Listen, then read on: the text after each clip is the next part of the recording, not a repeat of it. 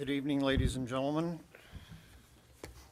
Hour is 7 o'clock, and as mayor, I hereby call to order the April 9, 2018 meeting of the Laconia City Council, which is to begin at this hour. We'll note for the record that the minutes to tonight's meeting are being kept by City Clerk Cheryl Hebert, and I would ask that she please call the roll. Counselor Cheney, Here. Counselor Bounds, Here. Counselor Whitman, Present. Counselor Haynes, Here. Counselor Hamel, Present. Mayor Engler. Here. Let the record show that 5 counselors are present this evening and a quorum has been established. I will also note for the record that we are joined at the front table tonight by City Manager Scott Myers and by the City Finance Director Donna Woodeman. I would ask at this time the indulgence of the council to take one item out of order tonight, and that is the mayor's report, and allow me to do that now because it would be fitting as my remarks tonight are perhaps quite obviously aimed at remembering Armand. So we'll move any objection. The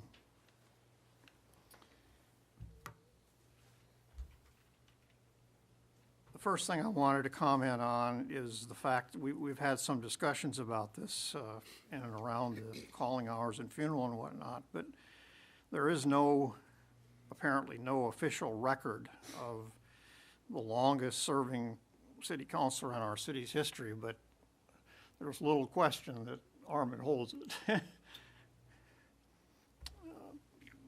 34 years, and so in lieu of any evidence to the contrary, which I would be more than shocked to find exists, having gone back over a number of records, that no one has remotely approached the tenure that Armand enjoyed on this city council at 34 years. To put that in perspective a little bit, I have some interesting numbers to share with you tonight, thanks to some help from the city clerk and from Nancy Brown in the city manager's office, who helped me with my research. Armand was first elected from Ward 3, for those of you who are not aware. He raised his family, he and Jan, on Dartmouth Street in Laconia, and he served his first 9 terms on city council. He lived in Ward 3 and served Ward 3 on the council. And then in the 90s, he moved to Ward 6 and served elected 9 more times, representing Ward 6 on the council. So his first election to office was on November 8, 1977. And that was the first time he was elected. And between then and now, there were 21 different councils, and he served on 18 of them. 9 mayors Armand served with under those years. The first being Roger McGrath, followed by Alan Wilson, Carl Reitz, Wes Colby, Paul Fitzgerald, Matt Leahy, Mark Frazier, Mike Seymour, and the current occupant. 9 different mayors. We've had 4 city managers in the history of the city of Laconia in the city manager era. Ken Boehner, Dan McKeever, Eileen Cavanaugh, and Scott Myers, and of course he served and worked with all 4 of those that city managers the city has ever had. I began wondering, since he'd been in office so long, how many different men and women he had served with as members of the city council over those 34 years. And the answer is 53, or that's the number that I came up with. 53 different men and women he served on the city council with over the 34-year period between 78 and 2018. I won't read all the names, but it's an interesting list, an impressive list of people that he served with. I'll mention a few.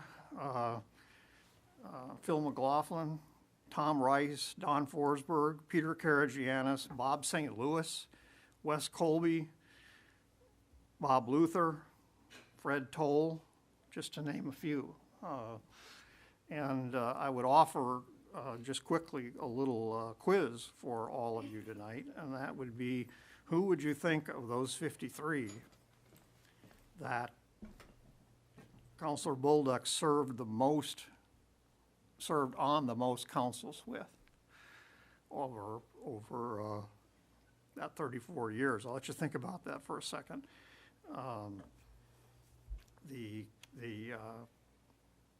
The council, when Armand was first elected, had 9 members, not the 6 we have today. There were 6 at-large members, 3 at-large members, and 6 members elected by ward. And the mayor was not popularly elected. The mayor was elected from among the 9 councilors who had been elected. So they elected one of their own as the mayor, and that system. And one of those terms, 1984 to 1986, Armand was elected by his colleagues on the city council to be the mayor during that 2-year period of time. And that system stayed in place until the current system replaced it in the early 90s, where we have 6 councilors and the mayor elected popularly. So the answer to my little quiz is our own Councilor Bob Hamill.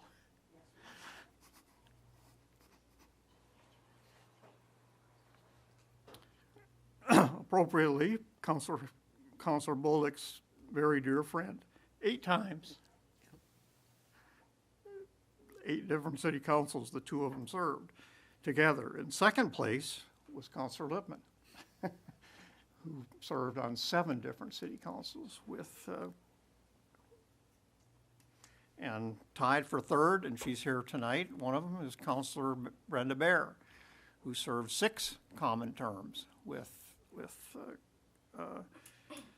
Councilor Bolduc, and she's tied with Bob Luther. So these are all relative contemporaries. Bob represented Ward 2 on this council for a long time, and the two of them served on 6 councils together. So interestingly, in the early years, 3 was the biggest number I could come up with in probably the first 20 years that he was on the council, where there was a lot more turnover than there has been in recent years on the council then. But just some interesting facts about our colleague in terms of his association, and a lot of familiar names, a lot of great names in our city's history on that list. So he missed 3 city councils, as I said earlier. He was off the city council for 4 years in the late 80s, early 90s, and then he was, when he moved, he had to resign his seat from Ward 3 when he moved to Lakeport. And that next term, he didn't serve on city council, and then he ran for city council from Ward 6 after that, and was elected again in 2001, and served Ward 6 well until his death. So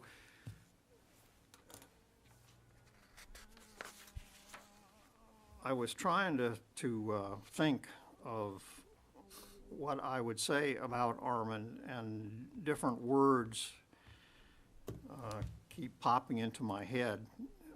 Some of them sound a little trite. I almost started like I was reciting somebody needs to help me here who is a Boy Scout, but a Boy Scout is such and such and such and such, and you start using those words like that about what you're supposed to be in the code you're supposed to live by and whatnot. And it's very easy to associate all those words and many others with Armand. To me, and I said this publicly a lot last week, to me he was an absolute Yankee original, a one of a kind. He was not necessarily in that order, certainly honest and trustworthy. He was funny, and for those of you who didn't know him well and might find that funny to say that he was a funny man, if you ever doubted that and saw him dressed as an elf all those years at Christmas Village and speaking in a falsetto voice as Twinkle the Elf, you would not doubt his sense of humor. And the joy that he and his brother Ernie brought to so many generations of little children over the years. He was personally generous, but politically frugal. I think that's a fair thing to say. He was certainly stubborn, and I mean that in the best words. Those of us who served with Armand can certainly attest to that. Once he had staked out a position on something, it was nigh on impossible to get him to budge from that. He was quite stubborn. He was certainly a great friend. One of the things that always struck me about Armand was how respectful he was.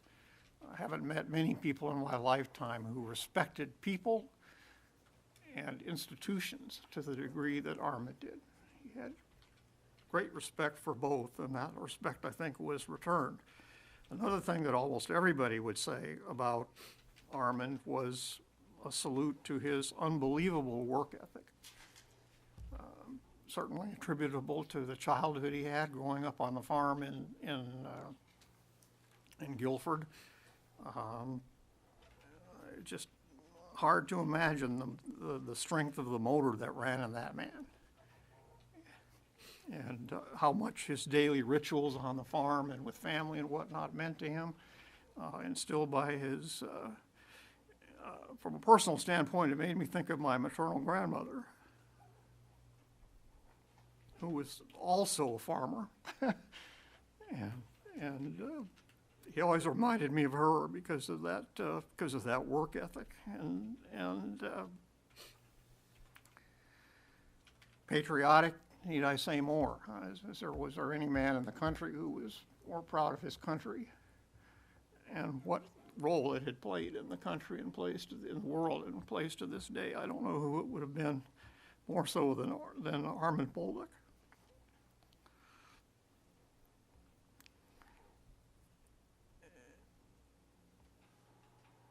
He was very loyal and incredibly proud of his family, rightfully so.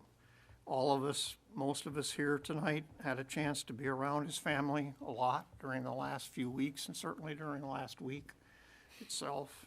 And you'd have to be blind, deaf, and dumb not to be totally impressed with the character of his family.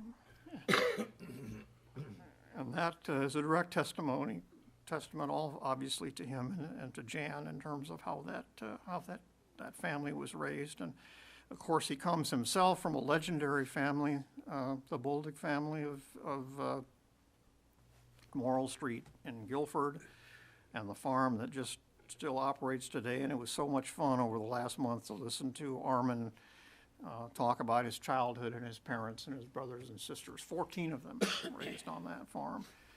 And so tonight, the simple message that I want to convey is to his family, to Donald and AJ and David and Michelle, and to his remaining brothers and sisters out of the clan of 14, that we can't begin to perhaps totally appreciate their loss, but we're right there behind them. Most of us knew Armand pretty well, and we loved him, and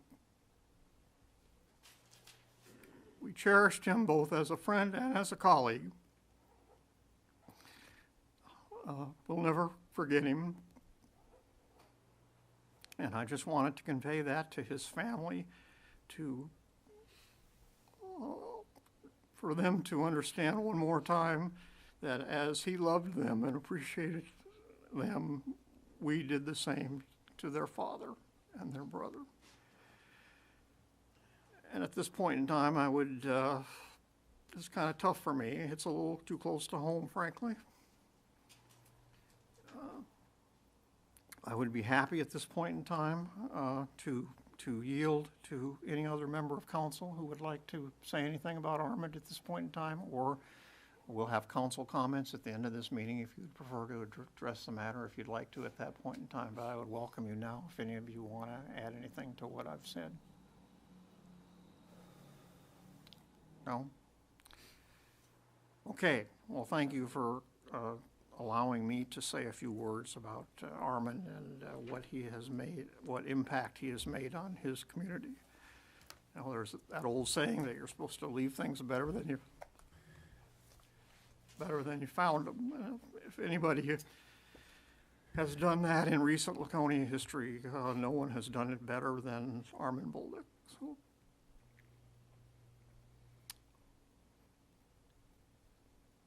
we're going to miss you, Counselor. Thank you.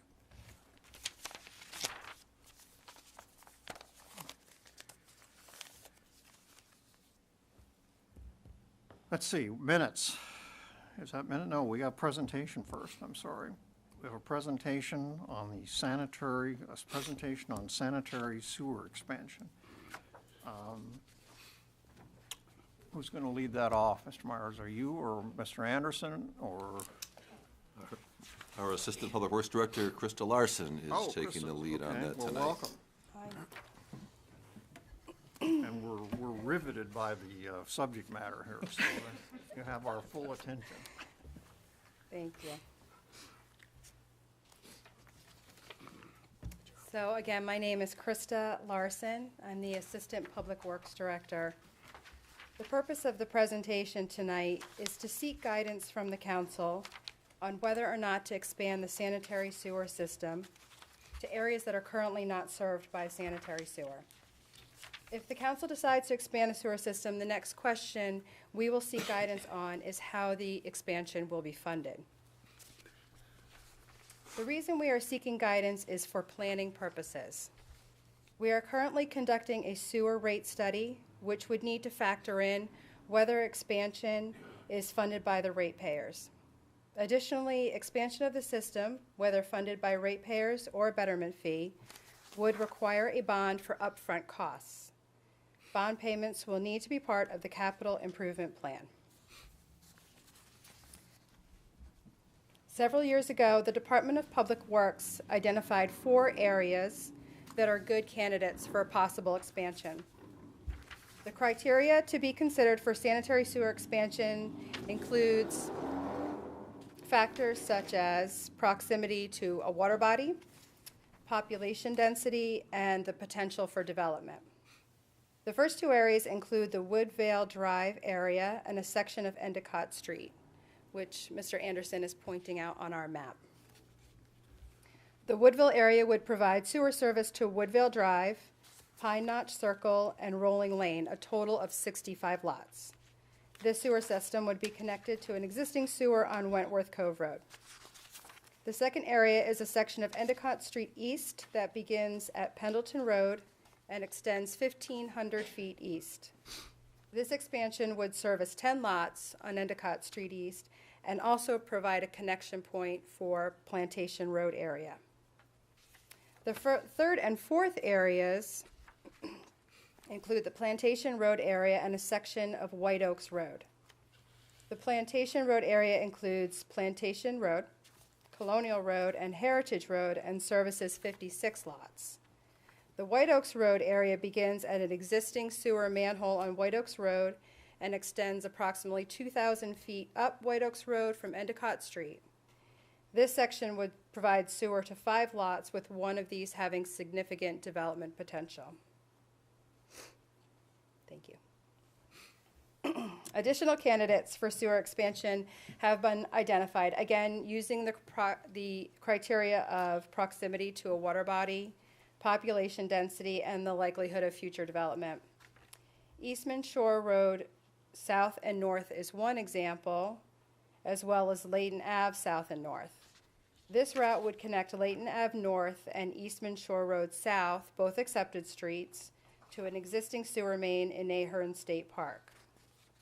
This area, as well as Plantation Road area, highlights another question that will need to be resolved, and that is how we handle sewer expansion on private roads.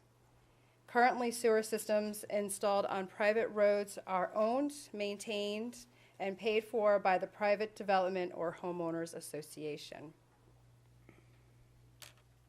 Approximately 80% of the city is serviced by sanitary sewer system. Areas currently not served by a collection system are primarily in the northern and southern extent of the city limits. In the northern extent, there is currently no sewer on Parade Road, north of the Elm Street and Meredith Center Road intersection. This includes Meredith Center Road, Eastman Shore Road, Layton Ave, Pickerel Pond, and Windermere Heights and Turner Way. There is also no sewer on White Oaks Road, north of New Hope Drive. There's limited sewer on Hilliard Road and no sewer on Hillcroft Road. In the southern extent, there is no sewer on Moran Road, Frank Bean Road, Country Club Road, and their side streets. As I mentioned in the beginning of the presentation, if the council decides to expand the sewer system, the next question will be, how does the city fund it? Initial costs for design and construction of the sewer system would need to be funded with a bond. Costs can then be recovered by either of two possible funding scenarios: a betterment program or special assessment, or funded by ratepayers. A blending of these funding types could be developed. However, these are essentially the main two types of funding. The city has used the betterment fee or special assessment in recent history. One example is on Channel Lane, where the cost of sewer installation was split 50-50 between the property owners and the city. In 1991, a similar agreement was made where the costs were split 50-50 with the city and the property owners. In this instance, however, the special assessment was apportioned to the property owners based on the assessed land value. The construction cost estimates for the near-term projects are shown here. The Woodville Ave, Route 11B, and Plantation area lots are all relatively similar in nature. So if a special assessment was used to fund sewer expansion, an equal share in the cost would be reasonable. The White Oaks Road area is an example of where there is significant development potential at the old Surf Coaster property, and a cost allocation scheme could be developed based on factors such as size of plot, road frontage, and development potential. Again, this spreadsheet highlights the need to address possible sewer expansion on private roads. The other option for funding sewer expansion is through sewer rates. Currently, sewer use fees fund capital improvements to the existing system. The sanitary sewer fees also cover the cost of operation of the existing sewer system, which includes day-to-day operations of the pump stations and sewer pipes, and our share of the costs to the Winnipesaukee River Basin Program. Should expansion of the system be funded by the sewer fee, this would need to be factored into any new sewer rates and used to make capital payments for the expansion. There are approximately 7,500 sewer users. In conclusion, Public Works is requesting guidance on whether to expand the sanitary sewer system. Factors to consider when determining whether to expand is proximity to a water body, population density, and the potential for developmental growth or commercial growth. If the system will be expanded, a mechanism for funding the expansion will then need to be determined. Questions? Yes, sir. Before we get to questions, let me just throw one more thing in, and that is there was something in this memorandum, I think, that said you needed our input by May 14th, I think. So it basically That gives was us a request. 2 meetings Yes, sir.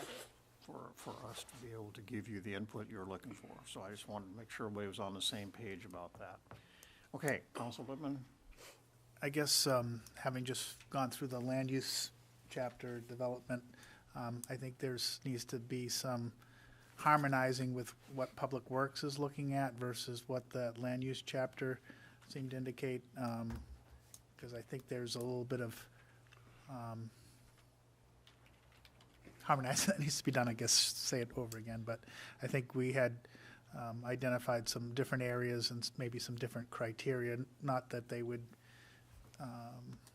not include some of the ones. We also had, I think, some other financing mechanisms beyond what you had laid out. So Okay. I think it's worth engaging in a conversation about it a little bit further. We haven't finished, I think, the public input process on the land use chapter yet, or how close are we to do it? We're poised to adopt it at the next planning board meeting, if there ever is one. Yeah, that's not till May 8th, right? May It's not 10th, till I May think, 8th. We didn't have a quorum for tomorrow's meeting, so it won't be till May 8th, but it's come before the board. We've had public hearing. Have you or anyone else in the department had the opportunity to read the draft of the land use chapter? No. Well, so I think that's a good recommendation for you to read that, because it will give you some indication of where that committee had 3 city council members on it and 3 planning board members that drafted that. And so it would give you at least some idea of where the thinking ended up in terms of those 6 people. And there were a couple of citizen members of the committee as well, but give you an idea where we were looking in terms, because we did discuss at some length, as Councilor Lippman said, the fact that most of the areas that we were looking at don't currently have sewer and water, and that's been a considerable obstacle to development, the cost of those utilities. Some of them, there aren't roads there either. I mean, it's underserved by roads. Hilliard Road in particular, the west end of Hilliard Road. Councilor. I guess, that's the other issue is, do we look at sewer independent of water? You know, because they kind of go together. And so, you know, maybe we need some sort of subcommittee to work on this, or some subgroup to have a couple meetings to sort of get the water department's view on some things, get Public Works and council and planning board people together to kind of. We can coordinate that. Well, that's a good question, is of all the areas you pointed out here, how many, if any of them, are on the public water system? So, I'm not sure. And I know that they do have their own policy in terms of expansion for water, so. Yeah, so that's, I mean, I think another issue that we dealt with on the land use chapter is, you know, the point you make about ratepayers and how to finance these things. That's where I think we were trying to come up with some other creative ways to, because if you just leave it in the scope of either the sewer ratepayer point or the water ratepayer point, nothing in terms of future planning gets done. We need to overcome that. and the way the city ordinance is worded now, and for historically has been worded, water and sewer are absolutely tied together in terms of density of development and whatnot, what's allowed. You have to have both. You can't have one and not the other. You've got to have both. It would be foolish to do a project like this, or engage in this kind of project without doing both water and sewer at the same time. Additionally, I guess that if we're talking about expansion on Parade Road or out in the northwest quadrant, so to speak, or on Hilliard Road or something like that, we've made some recommendations in terms of zoning that I think would have to be incorporated into, or at least the plans for rezoning areas of the city would have to be incorporated into these kinds of projects. We've got some specific zoning ordinances sections done. I don't think they're of much value anymore after the work that we did with the vision statement and the land use plan. But if we're going to look at encouraging development along Hilliard Road, along the northwest quadrant, along those areas, we better be talking about how we want to zone it, and what we want to encourage, what kind of projects we want to encourage. A lot of it, And that's not going to happen by May 14th. no, and that's not going to happen by May 14th. Was the May 14th date to build something into this year's budget deliberations? Is that the reason for the date? Part of the motivation is the sewer rate study that we're currently undertaking, but we can obviously make provisions for any kind of answer. When you, Hamel. if I can ask, Go ahead, go ahead. still the floor. When you identified what I'll call the near-term expansion candidates, the Plantation area and the Woodvale area, what was the rationale for choosing those as near-term projects that we could do? Because the design has been completed, so they would be shovel-ready. Okay. And we have areas next to the lake that don't have a sewer system. And that's, And you have some existing homes itself. there that would be ready to tie up and start to be contributing payers into the system versus expanding a line and waiting for development to occur. You're obviously incurring that expense up front through whatever funding mechanism and, you know, waiting for people to hook up at a later time. Counselor Hamel? You're looking at the map and what you have in here and stuff. I don't think any of this is going to happen tomorrow. One of the questions I was wondering when you were looking at the dense areas, I know most of them, but say you want to put the line in and everything is given the go. Are they all going to be asked to be on it? And what if someone says, I really don't want to? Currently, the ordinance requires if you're within 250 feet of a sewer main, and you have to tie in. Okay, thank you.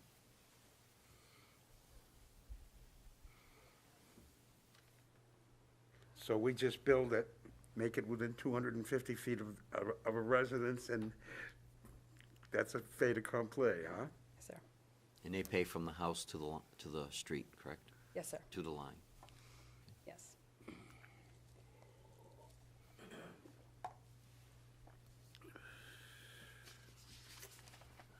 So we can incorporate those comments, and certainly staff heard that tonight, and we'll work to bring those parties together in the appropriate forum and include the appropriate members of the council and put something together in the near future for continued discussion. That's a good thing. Thanks. Mr. Mayor, I think one more comment might be is, maybe, I know you got 3 of them up there. Is there any of them that are more design completed than others, or Not that are shown on this map. They're all at the same stage. maybe pick one and say, this is what we're gonna concentrate on and how we're gonna go about funding it, instead of maybe start with one and see how successful it would be? Okay. I know that it's just an editorial comment.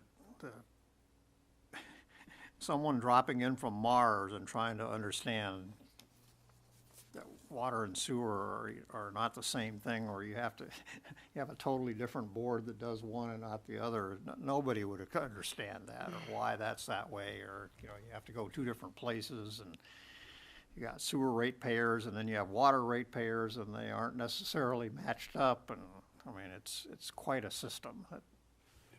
Do I any of understand those, the history of why it is the way it is, but it doesn't make sense to somebody looking in from the outside that it would be that way. do any of those developments have water to them now? Layton, no, they're all wells, and this is a private service down in the area of Layton. From Eastman Shore Road south to Layton Avenue, it's all wells. When you get to the Woodvale area, there's that private water company that supports that area. So they have a regulated water supply, it's not a city water supply. what's that development there to the right by the lake? Is that, it's off 11B, correct? Right, Is that the one where the church is, or was? that's actually closer up into this area. This Pendleton Beach. is Wentworth Cove coming Wentworth. off of Summit. Okay. Do they have is that all individual wells, or do they have a private? That's that private water company Company that that- operates in that area. All right. So the system's there in the ground, if it's good or not. Right.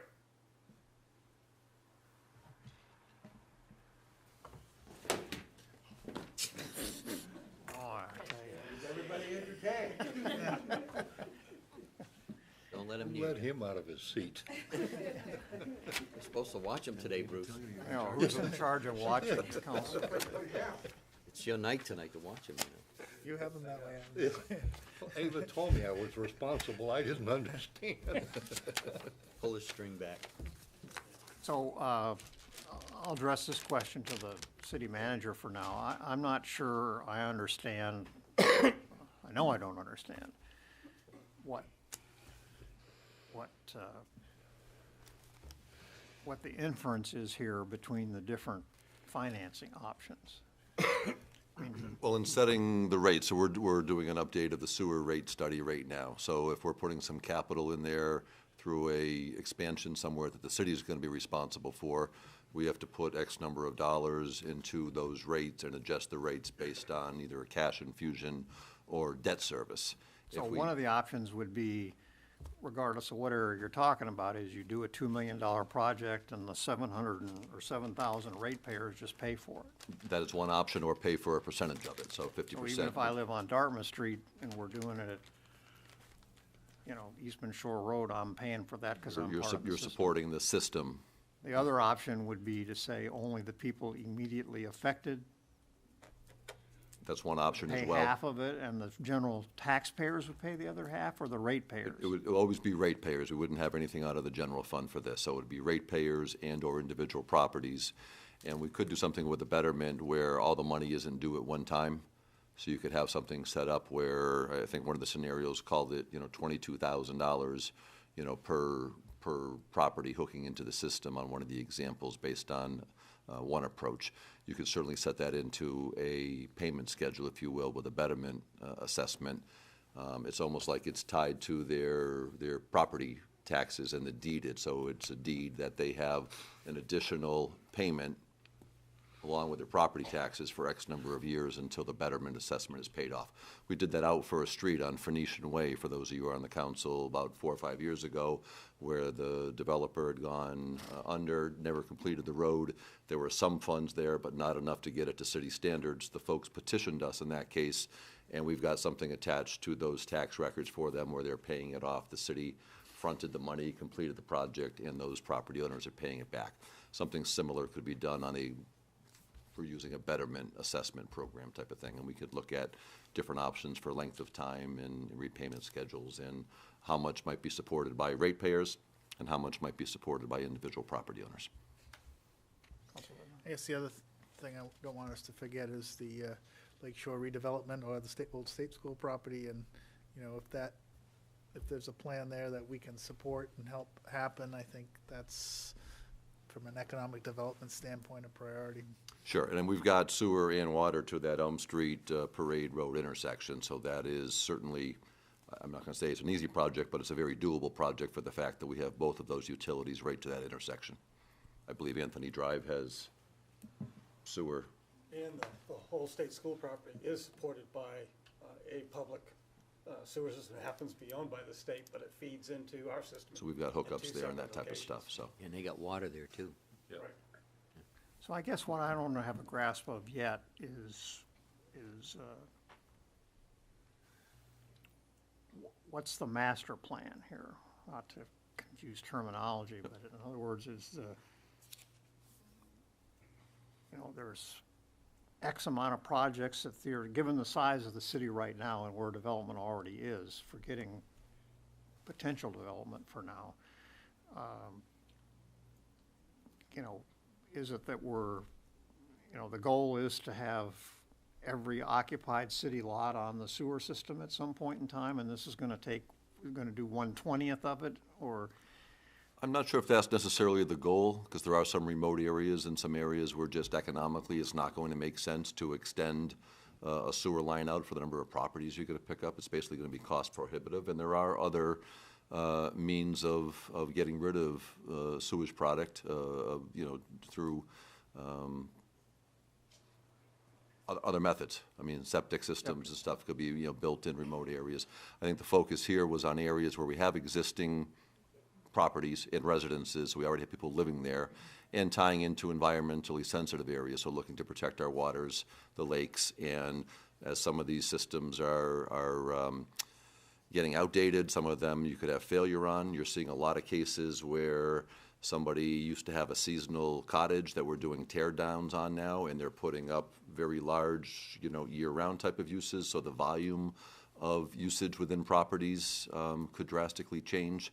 So I think, obviously, long-term for some of these properties in environmentally sensitive areas, sewer makes sense. I don't think it's a goal to get it to 100% of the city, just as it wouldn't probably be feasible to get water to 100% of the city for the same reasons. You have some very I remote was locations. talking about the parts of the city that are already developed. Yep. We looked at these How and many we, holes do we have, and, what are they? I think the one they spoke of down off the 11B area is probably the biggest one in terms of existing properties, existing dwellings, and in proximity to the lake, and it's a little clearer on some of those with who actually owns the roads. When we start getting into the Eastmans and the Laytons, you definitely have private roads in there, and again, proximity to a different lake, environmentally sensitive area. So I think this approach was to tie in existing customers that would be ready to hook up to the system and proximity to the lake. Has anybody talked to them? We have had some requests from some of the property owners down in the Wentworth Cove area as to when sewer is coming. They know that particular portion of the project was designed a number of years ago, and that's the one Krista said is shovel-ready. So they know that the city at some point in the past invested that money to study it, and it's there. Some people are looking at to either when it's going to come online because of additions or new development down there, or potentially they may be running up against a timeline of having to replace a failing septic system of some kind, and they need to know how soon sewer potentially is coming before they might have to make a sizable investment to replace something failing. So I can't say that we've gone and held neighborhood meetings and gotten 100% support of yes, we want it, but generally speaking, we have heard from some people in that area in particular that they do want it. I can't say we've heard that from the Layton and the Eastman areas and stuff, and maybe in some cases they like where they're at, and knowing that if sewer were to go in there, then it does maybe open up the potential for additional development rather easily. And some people are saying we'd prefer, our bumpy roads and no sewer in there, and kind of keep the neighborhood quiet in the way it is. So it's not one answer, not a one-size-fits-all answer for you. Counselor Hamel? Scott, is there, say you pick the one over by the Summit Ave, off Summit Ave there, and to me, having a talk with those people on what would make it, I don't want to say easier, but more financially feasible for them, as far as either be a betterment thing or additional tax on their property, or could we also do like a surcharge on their sewer rate? Whatever the sewer rate with an additional cost for the putting in of the sewer service or water, or, I don't disagree with what, doing these projects, but funding it, it could be complicated, and, how people feel how it should be done or not done, or. We certainly would reach out to some people, and we'd look to the law. In some cases, you can charge a very minimal rate of interest if a community chooses to. I don't think you're required to charge the interest. You can waive it as a community. You can look at the number of hookups and the cost per person and have those conversations. Some people may see it as adding value to their property over the long term, because now you're hooked up to sewer, which typically calls for less maintenance than your own septic type of system. Others may have limited use of their property and say, I'm not going to get a payback on doing it. But I think collectively, for the good of the community, sometimes you move forward on a project, even though there may not be 100% support, but you certainly would like the majority of people to see the value in what you're doing. So I think based on a project, knowing how many impacted properties there would be, what that cost is, getting a sense of, do we want to do what we've done in the past of maybe the ratepayers, supporting 50% of the growth of the system and the other 50% going into a betterment or a charge. So rather than doing a surcharge on their sewer on the quarterly bills, that's what the betterment assessment does. It has them pay an extra payment once a year. I just think all of this needs to be mulled over a little more, in my mind. I like I said, I don't disagree with water and sewer. I think most people would probably be pretty happy to hook onto it. But if you're talking $22,000 per household, how is that going to be paid, or that kind of thing, where it wouldn't be too strapping on them, you know what I'm saying? Again, you probably would tie it to life of whatever bonding approach you took. In the case of a sewer system, it wouldn't be unreasonable to look at a 20-year bond on a project like that. Right, So so we if would- somebody buys a house, it's for sale, someone buys it, tears it down, that deed on that finance goes with the deed that that's there. restriction goes with it, yeah. Because that happens a lot down that Yep, area. and that's what I mean. So someone may see the value in having the sewer could add value to someone's property. So in conjunction with this, we'll look at the items that you've identified out on some of the northern quadrant for water and sewer, and again, look to line up that conversation. We could also just put in a couple of placeholders, if you will, and to say, well, if we were to do one project where we have existing residences, we pick one and we know that, I think we had the one targeted at $2.4 million was our estimate. We could also just put in another placeholder for something to run out Parade Road for a distance and do a quick estimate as to what we think it might cost to expand the sewer line so many feet, and how that impacts the overall ratepayers when we're doing our rate assessment. And I don't want to say we can have an à la carte menu, but if we had a $2.4 million project down off 11B, and we looked at another $2 or $3 million project somewhere at Parade Road, we could put that into one scenario and say, assuming 50% got paid by hookups to the system and the other 50% was supported by the ratepayers, this is a scenario. If we backed out one of those hypothetical placeholders, you can kind of look at the impact to it. So I think we can structure something that has a few easily identifiable, movable pieces, if you will, that allow you to see what the net result is to it. So have we given you enough information tonight to, I think we've got a lot of that information, and direction. we can connect with the water department and Seth Nettleman and work to line up something that talks about some preliminary numbers about extending water up the Parade Road to get to some of those things that the master plan had identified. that area is on your list here, but obviously it's not a priority to you. But once you read the master plan, you'll note in there that I think it would be fair to say that in addition to the state school property, that the intersection of where Hilliard Road would come out onto Parade Road by the Pedal Pushers Farm up there, that's like ground zero.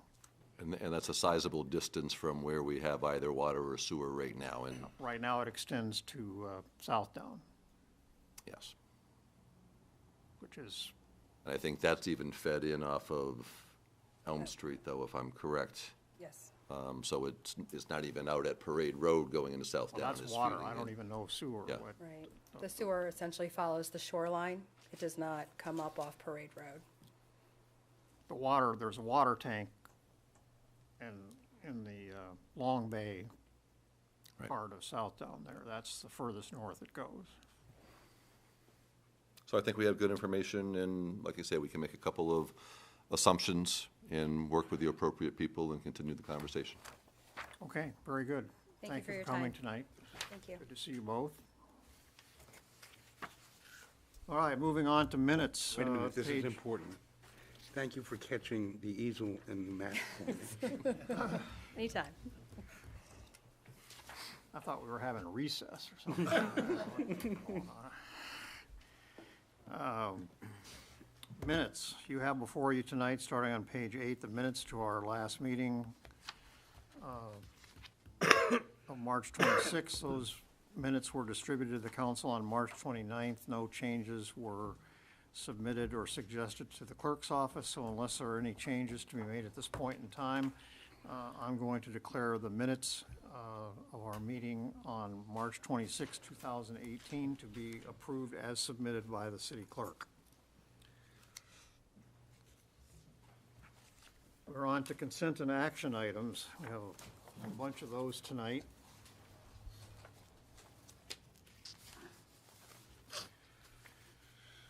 First one is on page 15 of your packet, and that is a temporary traffic order for the Laconia Little League Parade, opening day parade on April 21. Motion to be in order to approve temporary traffic order 2018-1 Laconia Little League Parade to be held on April 21st, 2018, from 7:30 a.m. to 9:30 a.m. That will, as I'm sure most of you know, tie up Main Street from the intersection of Court Street up to O-Pee-Chee Park. Someone care to make that motion? Counselor Hamel, seconded by Counselor Haynes. Any discussion? All those in favor, please raise a hand. Thank you. 5 votes in the affirmative. That motion carries. Next up, we have another request. This is on page 17 from Laconia Little League for fundraising on city property, and this includes the entire Little League season starting on April 15th and ending on July 31st. This has to do with the concession stand at Colby Field. All right, so a motion to be in order to approve the Laconia Little League for fundraising on city park property from April 15, 2018 to July 31, 2018 at the Colby Field concession stand. Someone care to make that motion, please? Okay. I'm sorry. Mark? Bruce, Who made the motion? Bruce did. Okay, sorry. I second it. and you second it. So we have Bruce making the motion and Mark seconding it. Thank you. Any discussion? All those in favor, please raise a hand. 5 votes in the affirmative, that motion carries. And we are on to the third one, which is a request. This is Motorcycle Week related to rent a portion of Lakeside Avenue identified as parking spaces 303, 305, and 307. This is just to the left of the train station as you face the train station. Okay? For $2,000 plus permit fee with the this is to the AARP.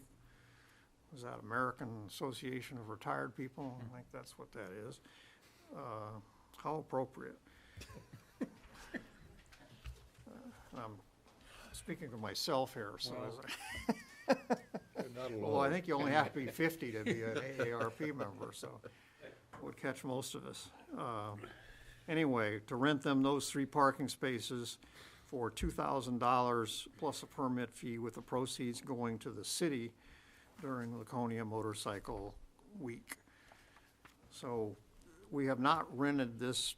The reason this is on consent and action is we have not rented to this particular sponsor of Laconia Motorcycle Week Association, but we have rented that same area before, so it's just a new template. I move to grant the motion be in order to move to grant the request for the city to rent a portion of Lakeside Avenue identified as parking spaces 303, 305, and 307 to AARP during Laconia Motorcycle Week 2018 for $2,000 plus the permit fee, with the proceeds going to the city pending approval by the Special Events Review Committee. Anyone care to put that motion on the table? Anyway, Counselor put it. Bounds, need a second. Counselor Cheney seconds it. Any discussion? All those in favor, please raise a hand. 5 votes in the affirmative, and that motion carries.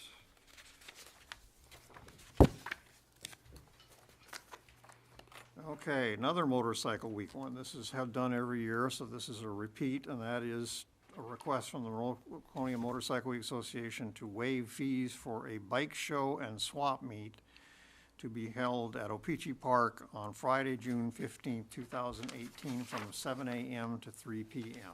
Any questions? Motion to be in order to approve the request from Laconia Motorcycle Week Association to waive vendor and other fees in connection with the bike show and swap meet to be held at O-Pee-Chee Park on Friday, June 15, 2018, from 7 a.m. to 3 p.m., pending approval by the Parks and Recreation Commission, with all proceeds from the event going to the City of Laconia Motorcycle Week budget. Okay, everybody got that about where the money's going to? Okay, anybody care to make that motion? Please, Counselor Hamel, a second. Counselor Haynes. Any discussion? All those in favor, please raise a hand. 5 votes in the affirmative, that motion carries as well. Penny Patu Blood Drive, we've done this many times. They have the bloodmobile come in and set up in the City Hall parking lot out here, right across the street from the Penny Patu Travel Agency. Motion be in order to approve temporary traffic order 2018-2 Penny Patu Blood Drive to be held in the City Hall parking lot on April 18th, 2018 from 11 a.m. to 4 p.m. Counselor Hamel makes that motion. Counselor Bound seconds it. Any discussion? All those in favor, please raise a hand. 5 votes in the affirmative, that motion carries. Thank you. Okay, this is making strides for breast cancer fundraising events in O-Pee-Chee Park. This is number 9F.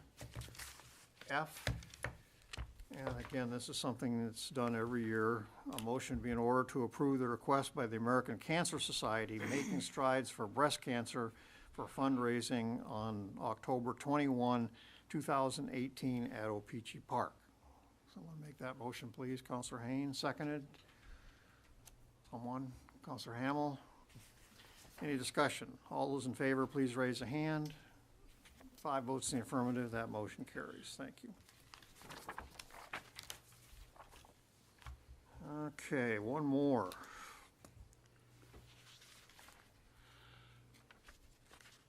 This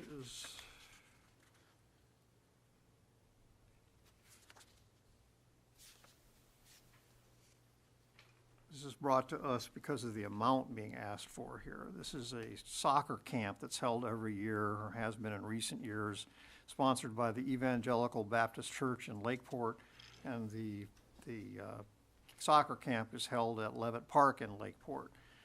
And because of the amount involved, over $2,000, that has to come to the City Council for approval as opposed to being approved at the Parks Commission level. That's why it's on our agenda tonight.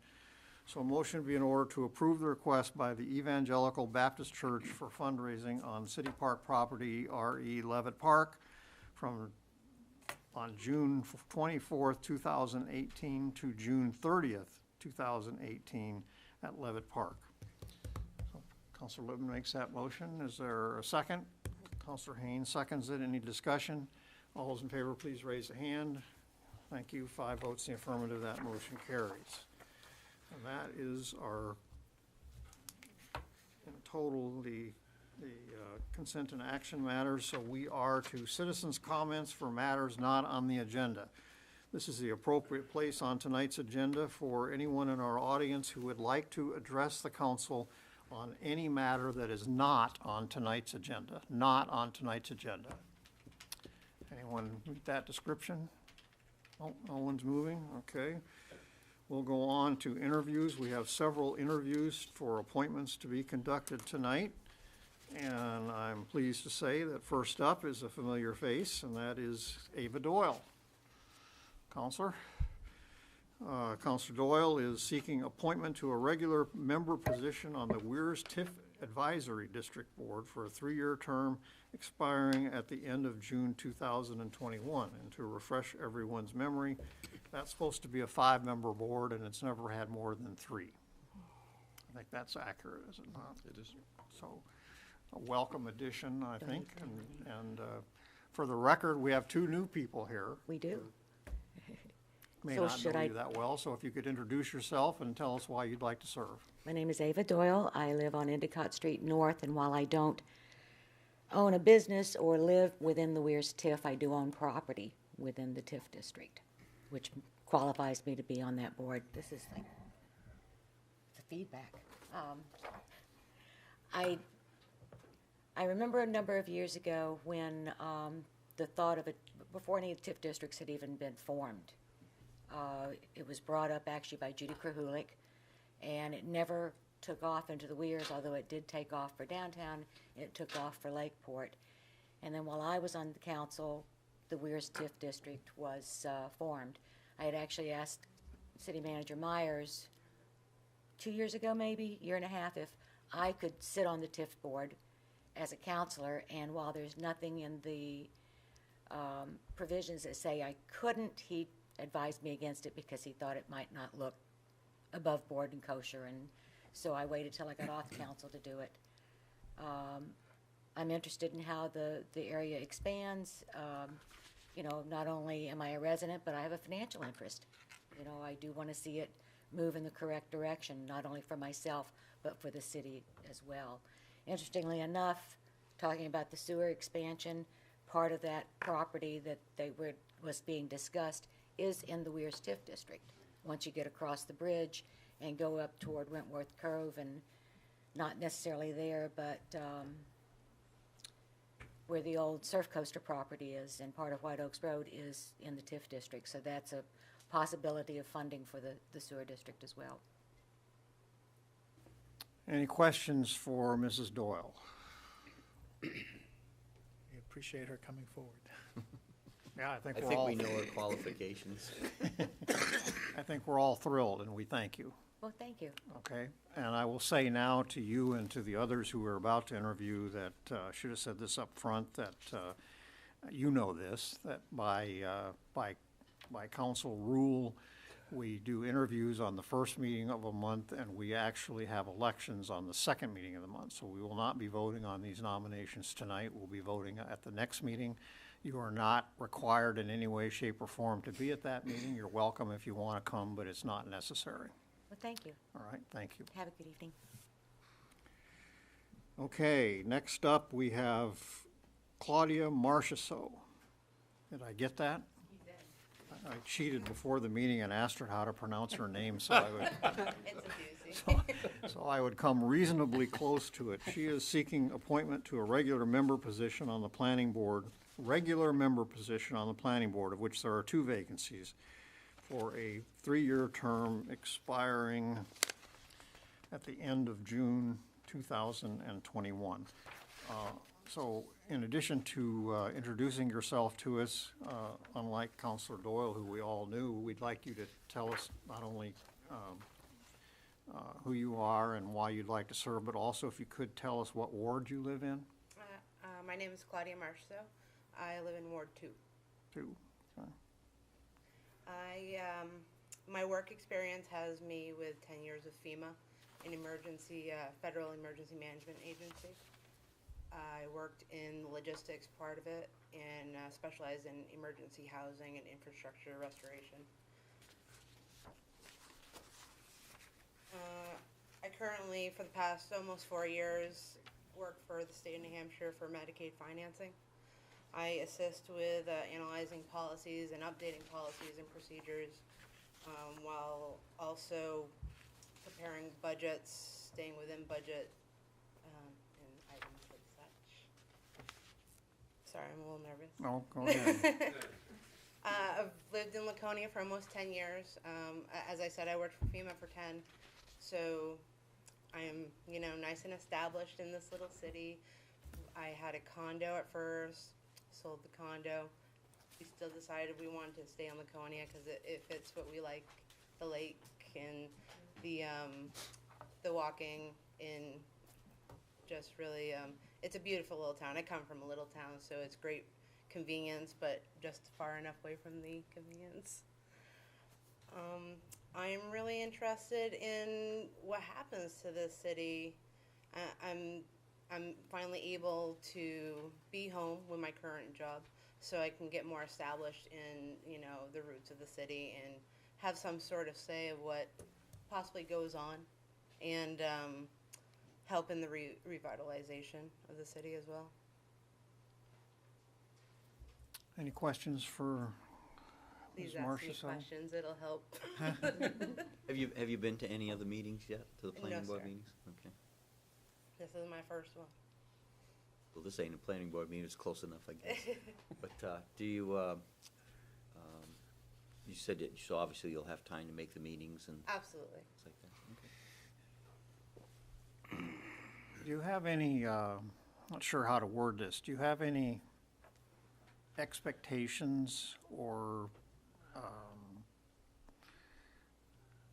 of what serving on a land use board is all about?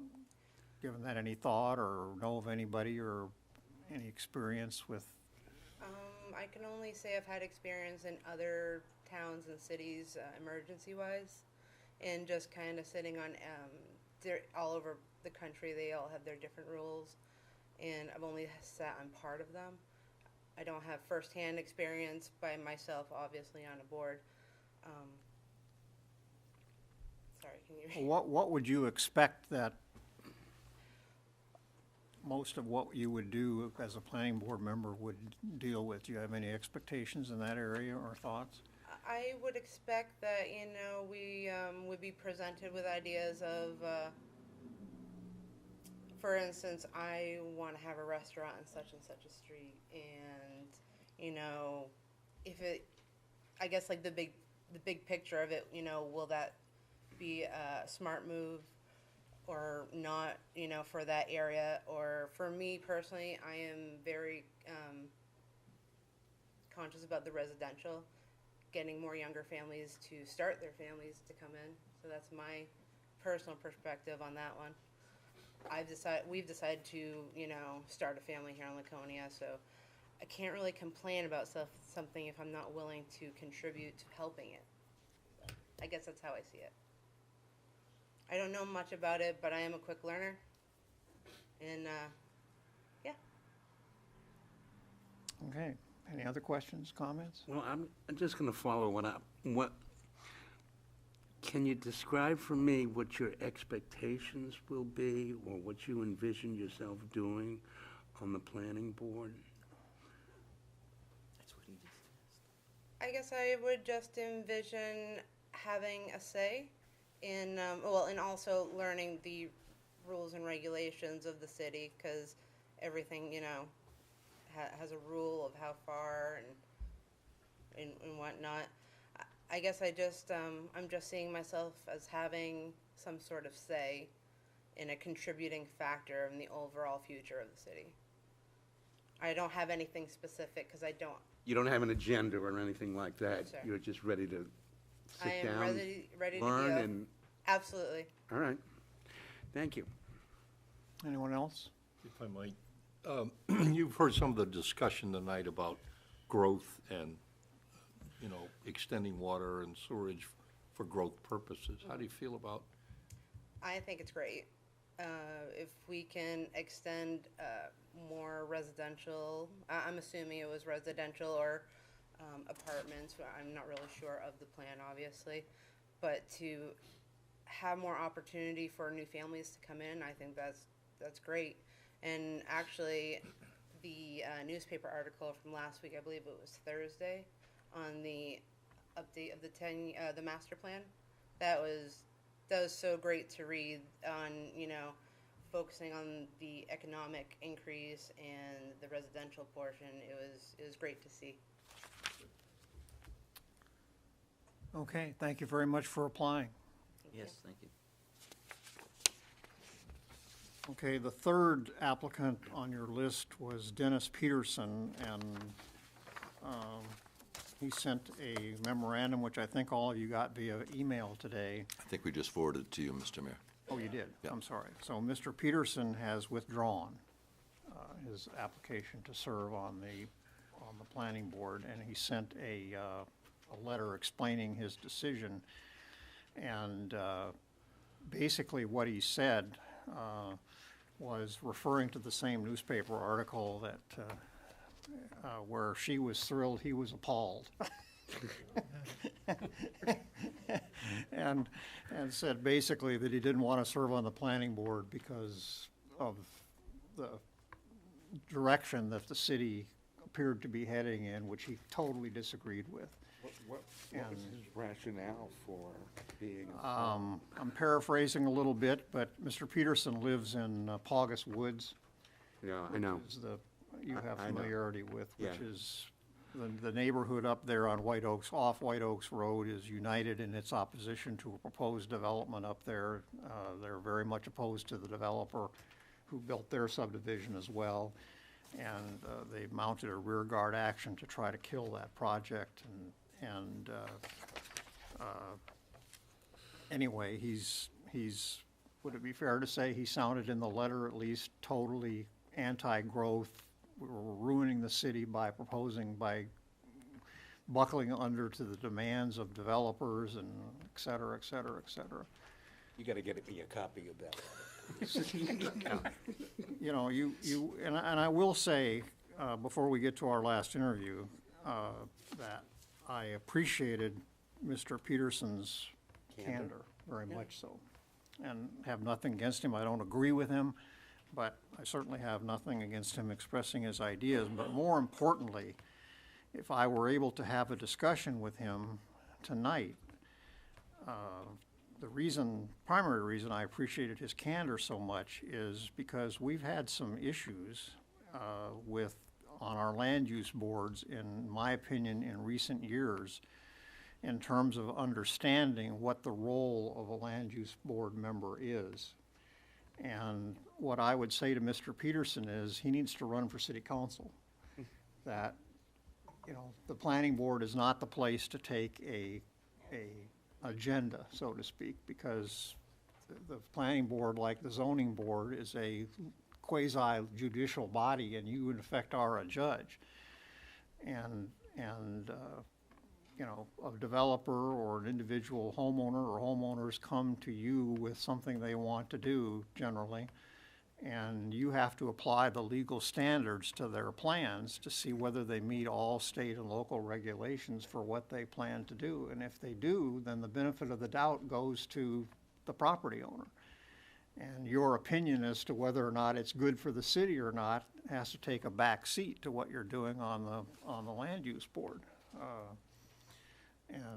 So, you know, he definitely has an agenda, and that's fine, but I think he needs the policy, the zoning regulations, all that kind of stuff is set by the city council, not by the planning board, with the advice of the planning board. But in the end, this is the political body, not the planning board or the zoning board. So anyway, I'll get off my high horse on that and ask Peter Burnett to come up.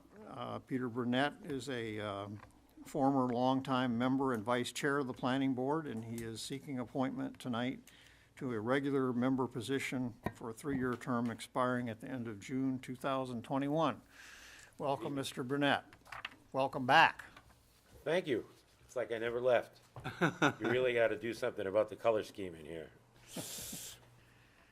So, what do you want to know? You live in Ward 6, I know that. I do. I live in Ward 6. I live in the Lakeport TIF, too, as Ava just pointed out. Maybe I should get on that, too. They only have 3 members. Yeah, I served on the planning board from 1999 to 2006, at which point I went and started working out of town. I recently transferred from the Rochester office. I worked for DHHS to Laconia, and I picked up 10 free hours a week that I You're used an to attorney? commute. Yes, I'm a child welfare attorney. I work for the Child Protection Unit, or DCYF, and business has been booming for the last few years. Rochester was incredible. I mean, people are dying every week over there, people on the caseload, so. Anyway, I like being here in Laconia. I like having a 6-minute commute. I've got that free time. I wanted to commit some of it to civic use. And that's how I ended up here, actually, is up until 2006, I was a member of Laconia Rotary, and I was happy to resume my lunches up there. You get 3 free lunches, right? And then you have to join, something like that.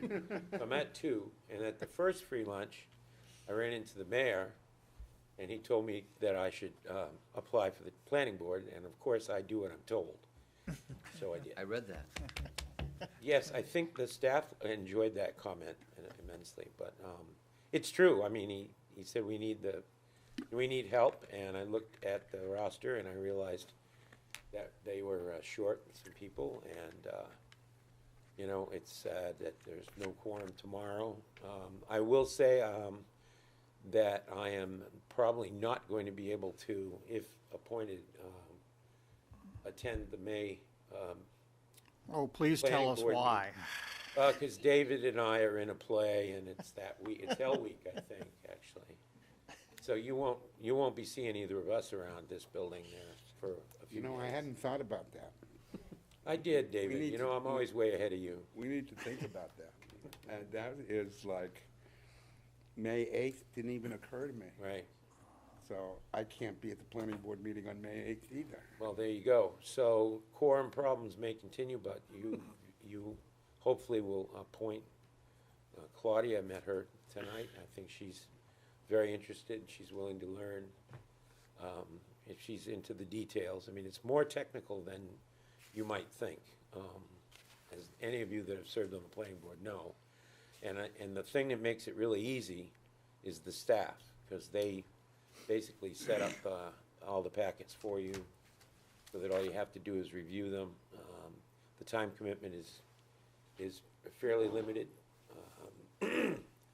When I was secretary, I guess I probably had more time, because I had to come in and sign the final plans and stuff like that, but I'm willing to do what they need to get done. I don't hope they're not too backed up. More Any comment. questions for Mr. Burnett? If I might, I'm thrilled to meet the first lawyer ever who claims to do what he's told. Well, there's usually a fee involved.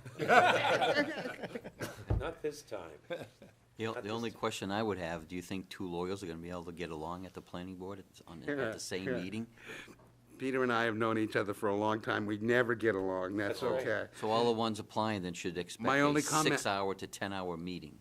My only comment is, as ornery as you are, Peter, thank you for your application.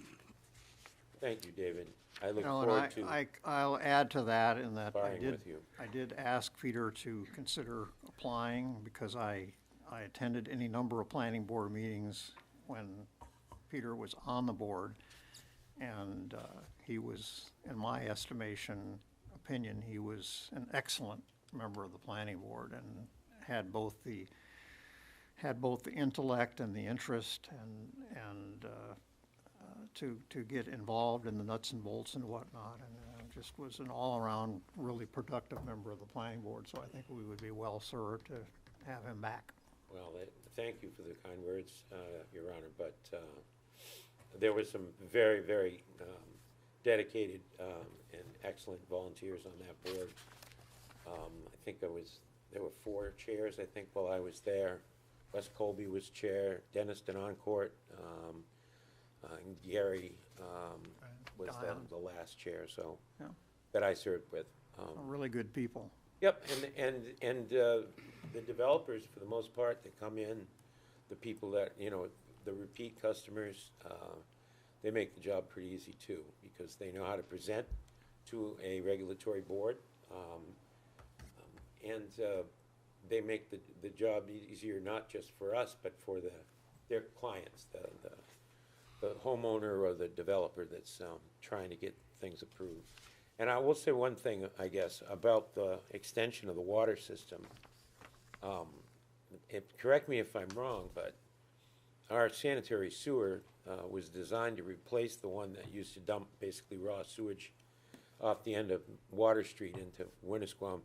And it was part of the Winnipesaukee River Basin project, which was intended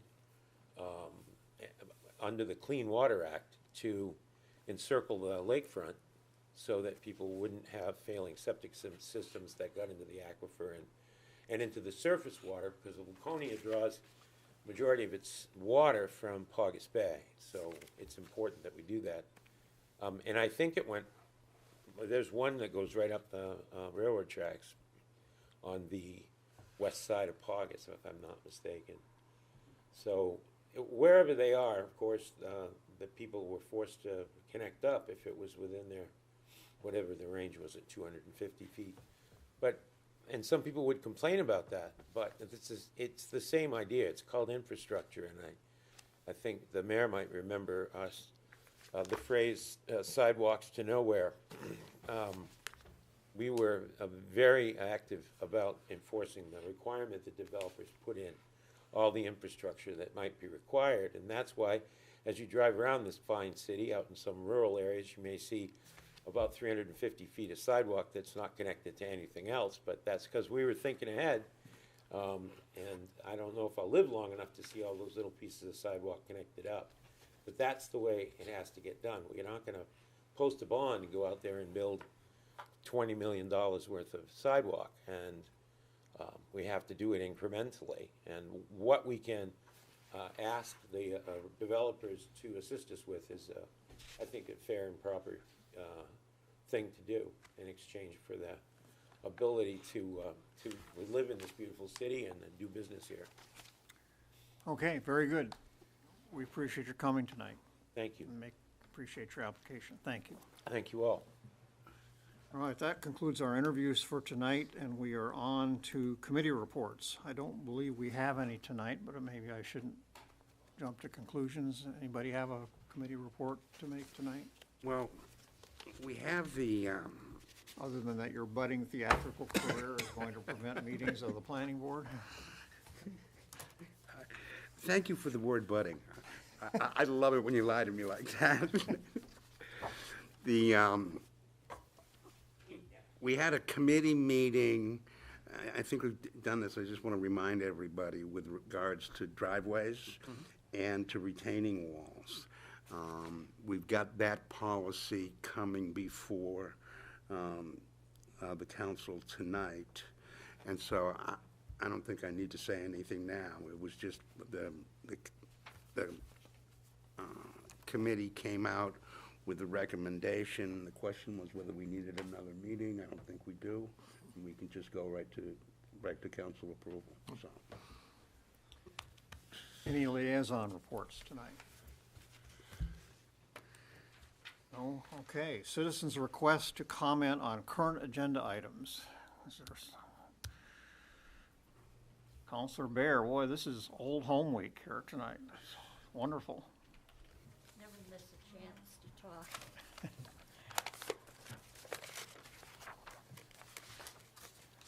Having served for the last 12 years with Armand Bolduc, I felt the need to have my say. I can't do it as a counselor anymore, but I would like to say a few things. Everyone has a story or history of Armand.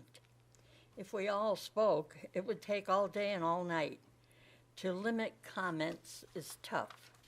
Others will tell of his many contributions, and they have, and to the different many organizations he belonged to.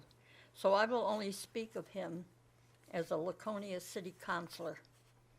No one has ever served more years, over 30, as a councilor, and that includes a term as mayor from 1984 to 1985. His attendance all those years was almost 100%. He was never absent. He was always the first person here on council night. I used to try to beat him in here, but I never could. He served at the same time that he was holding down a full-time job and also tending to the family farm. He rose at 4 a.m. to go to the farm to do his many chores, and the days grew long.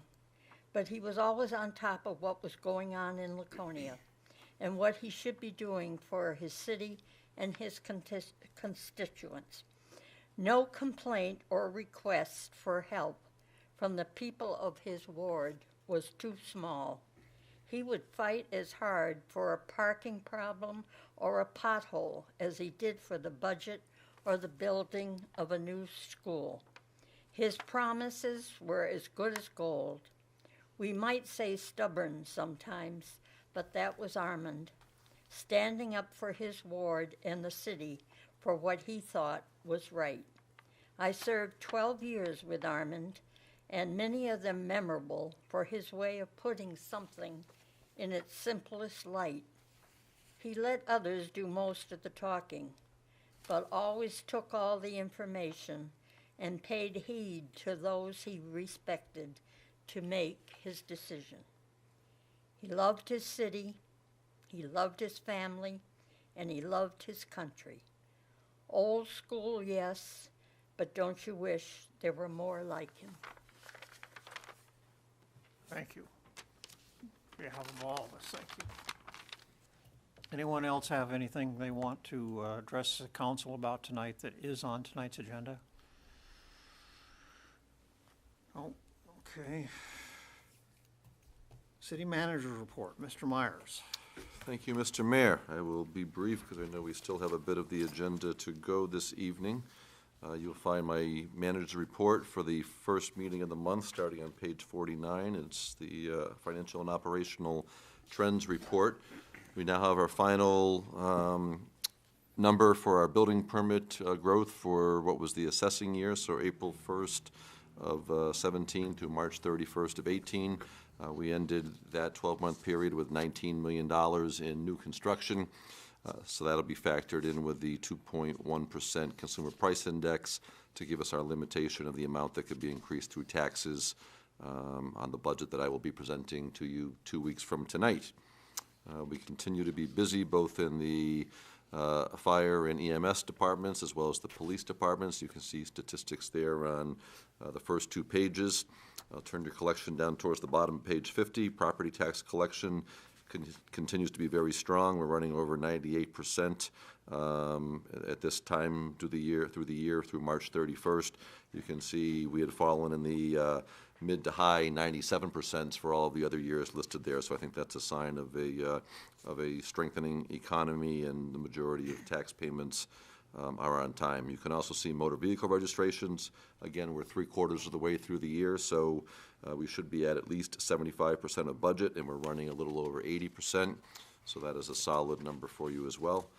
Various department overtimes are on page 51 if you've got your fine reader glasses on to read the small detail there. We'll skip over that, and basically the last items I want to bring to your attention are on the last page of the report, page 53.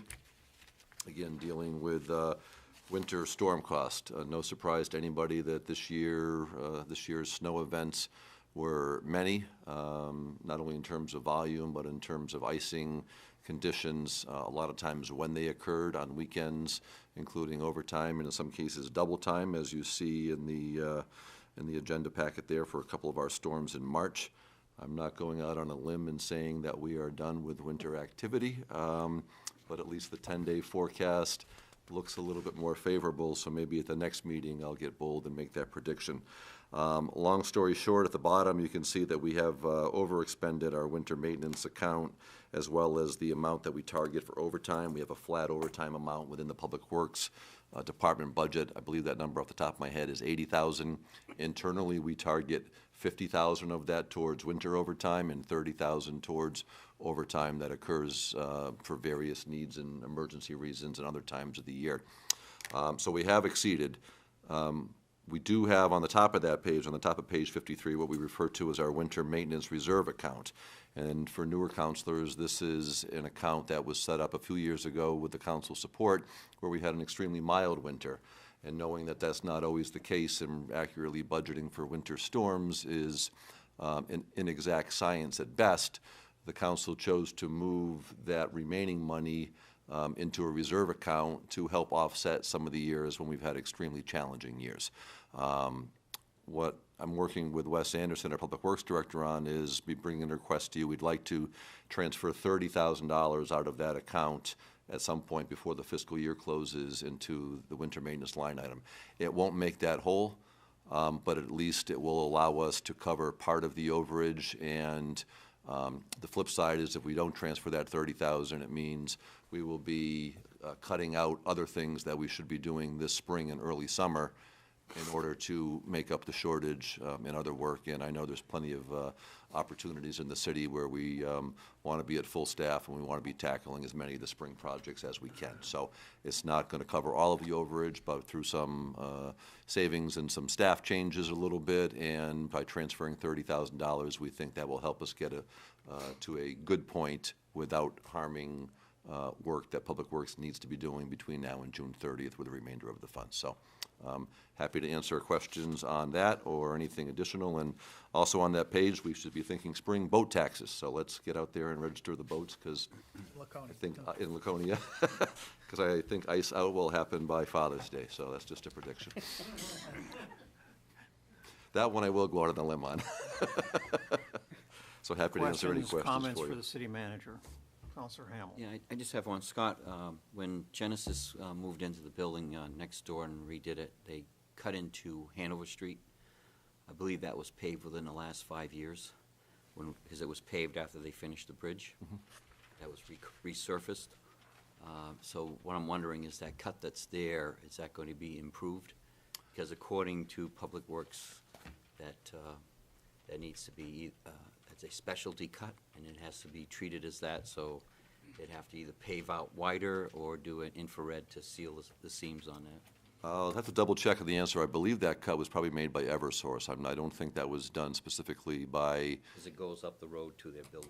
I understand, but I think it was something to do with another property on Main Street, and Eversource had targeted doing that. So let me double check that first. Second of all, I think when we did Hanover Street, if memory serves me correct, it was a real down and dirty, quick, kind of a drag maintenance overlay of the least expensive kind, and I think we did that when we were doing some paving of the Main Street Bridge, just as a way for some really cheap dollars to improve that street. So that wasn't really a full repair construct, but I believe it was an Eversource issue, not a Genesis, and Eversource is coming back into the downtown again to continue on their upgrade of our facilities. We will be seeing some activity with them this week, I believe starting over on Beacon West in the next day or so.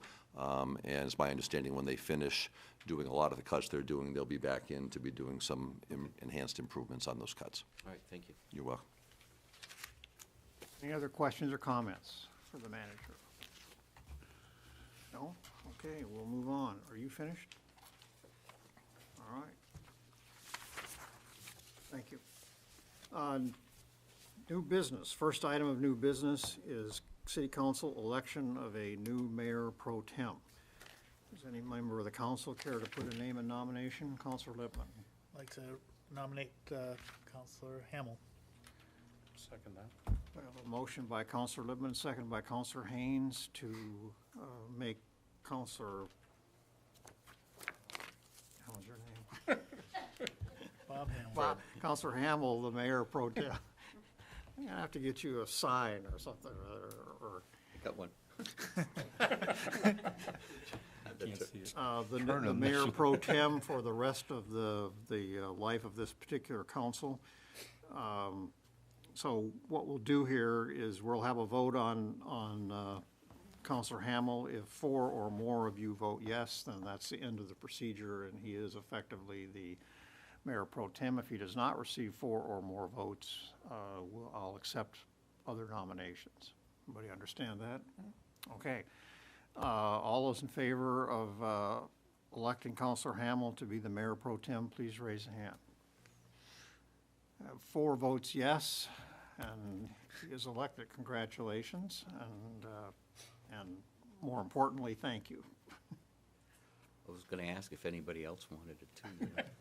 Don't look at me. How are you at holiday speeches? Are you, Lousy. can always use a stand-in for. Okay. Driveway cut policy, mentioned earlier in the meeting tonight by Councilor Bounds, and that starts on page 54 of your packet. And am I turning the floor over to you, Councilor, or to whom?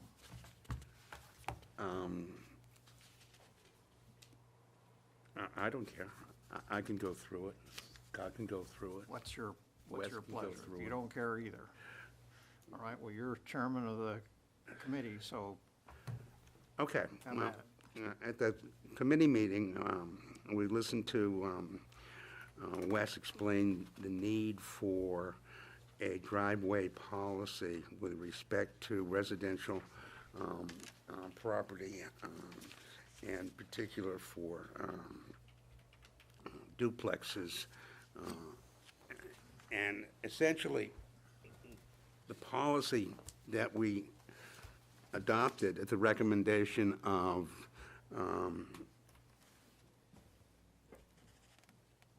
the administration is to define how the driveway will be cut, what the maximum sizes of the driveways are, 16 feet for one-way, 20 feet for a two-way, and make sure that the driveways didn't make horizontal cuts over the property, but did approach the property straight on, for garages or something like that. We're not limiting the width of the driveway for parking at duplexes or anything like that. We're only limiting the size of the driveway at the curb cut and defining how wide it can be and how it approaches the residence or the duplex. That describes it in a nutshell, I think. If you have any questions, let me know. But Anything you or the Public Works Director would like to add to this? We can answer questions if need be. And this does, anything that's already existing is grandfathered, so this is not forcing something that's already grandfathered to go in and make changes. So are you asking us to vote on this tonight? Yes. we're asking to adopt it as a policy. Council Lippman? I guess, Counselor Bounds, I know you like to have public input on things. I'm just wondering whether we should leave it open for one meeting to see if there's any input from the development community or not. I would be in favor of that. I would propose that then. I know nobody's gonna come, but we can do it anyway. Well, I mean, that's, I think on occasion where we've had something and nobody And- speaks up, it's great. If they do, then we learn something. At our next meeting? Yes, to give it a chance to lay out there to see if anybody has any Counselor constructive input. Lippman They table it makes a till, motion that at our April 23rd meeting, we hold a public hearing on, I don't know if we have to go to the level of a public hearing, but we've discussed it tonight, it's on the record. If there's anybody that has any input on it, they could. If you tabled it and just brought it back under unfinished business on the Yes. next agenda, it kind of gets another couple more weeks to lay out there for people to comment on. Yeah, if there's anybody who's interested in. all right. So Counselor Lippman Table it, moves to table the adoption of this policy and place it on the agenda for the April 23rd meeting. Is that correct? Yes. And solicit input if there is any. on that. Is there a second to that, Counselor second Bounds? I'll second that. Counselor Bounds seconds that motion. Any discussion of tabling? All those in favor, please raise a hand. 5 votes in affirmative, and that is on the table, and we would ask the clerk to put that under unfinished business for our next meeting. Okay, next up on page 58 is a request to enter into a lease with the Department of Transportation for a transformer pad on Lakeside Avenue. Mr. Myers? Thank you, Mr. Mayor. So with the Lakeside Avenue improvements, the city was able to get easements for various infrastructure that needed to be located at no cost to the city. We had one location where a transformer had to be put into the state-owned right-of-way. The state DOT did give us temporary access pending the completion so that a lease document could be created and acted upon. So the temporary time where our transformer is located is now up. The state has sent us this nifty 5-year lease on a renewable basis every 5 years. We have to name the state as an additional insured, and the annual cost of the lease of space to the state is $78 a year. And if approved, I get to sign in triplicate for this. Got 10 pages of lawyer reading stuff for a cement pad. Amazing. I'm just the messenger. Actually, Wes was the messenger, but I'm just the secondary messenger. So we're seeking your approval tonight to authorize me to sign the lease with the state for the land in the railroad right-of-way. Does Primex cover the insurance, or is that in addition? No, it would be a no cost. It's just an add-on to an item to our liability coverage. I'll make that motion. We ready to get to motions? Counselor Lippman moves that we authorize the city manager to sign a 5-year lease with the state of New Hampshire for the use of the land in the railroad right-of-way that is occupied by Eversource's electrical transformer. Is there a second? Counselor Hamel seconds that motion. Any discussion? All those in favor, please raise a hand. 5 votes in the affirmative, that motion carries. Okay, next up is 20D on page 69. That is the first reading of resolution number 14 relative to authorizing the city manager to accept and expend a donation on behalf of the city in the amount of $100,000 for the Lizama, how you pronounce that? Lizama. Lizama Family Happy Trails Dog Park, and request to schedule a second reading and public hearing on April 23rd, 2018 during the regular city council meeting. I think we talked about this in as much detail as necessary at our last meeting. So are there any comment or questions before we get to making motions here? I do have one additional bit of detail, if I can, Mr. Mayor. So I think when the project was, so the project was approved by the council, and you've got the minutes there pending, you know, the bid and the construction and the lease with the Happy Tales Dog Park entity. Originally, the project was going to be $50,000 to construct and $50,000 into a maintenance account. When I shared with you a few weeks ago, there was discussion that because the lowest bid came in at $106,000, and there were 3 additional bids, I believe, that were above the $106,000 range. So we feel the bids were valid because we got 4, and they were all north of $100,000. The discussion with the Lizama family was about maybe doing a scaled-back version and just doing one large enclosure and not doing the small dog enclosure. Everything else is pretty much just gravel road and a little dumpster pad. There's not a whole lot to it. The family really wanted to do a complete project rather than get one segment and then somewhere in the future build the other. So their request is to be able to, they're still donating the whole $100,000. Their request is it gets used for the construction. We went back to the low bidder who was willing to sharpen his pencil and make a donation in the amount that his bid was higher. So the cost of the construction will be the $100,000. There will just not be anything in for any long-term maintenance. The only real long-term maintenance we're looking at, again, is maybe an occasional load of gravel to go in there every X number of years as gravel gets moved or washed out. And we're using a commercial grade fencing and, gate mechanism and a commercial quality chain link fence. So we think the life on that is very solid. We're not going with a very inexpensive, more residential use. So I really don't think that the maintenance account is needed. While it's nice to have, and it's somewhere 15, 20 years down the road, we might have a section of chain link fence. But the dog park group is responsible for the day-to-day maintenance, policing. It's not falling on city staff to be going over there and policing it, handling dog waste, that type of stuff. We're pleased that the contractor was willing to make, in essence, a donation of over $6,000 to get this done, and that the family's committed to building the whole park for the $100,000. So that's where we are financing. What we're asking tonight is to have this be a first reading and move it to a public hearing so that we can accept that donation after after public hearing and a second reading. So the resolution itself is printed on page 84, if you want to read that resolution. So what we're going to do tonight, with your indulgence, is move to waive the reading of the entire resolution tonight and to adopt it on first reading and schedule a public hearing for our next meeting. Make Everybody the got motion. that?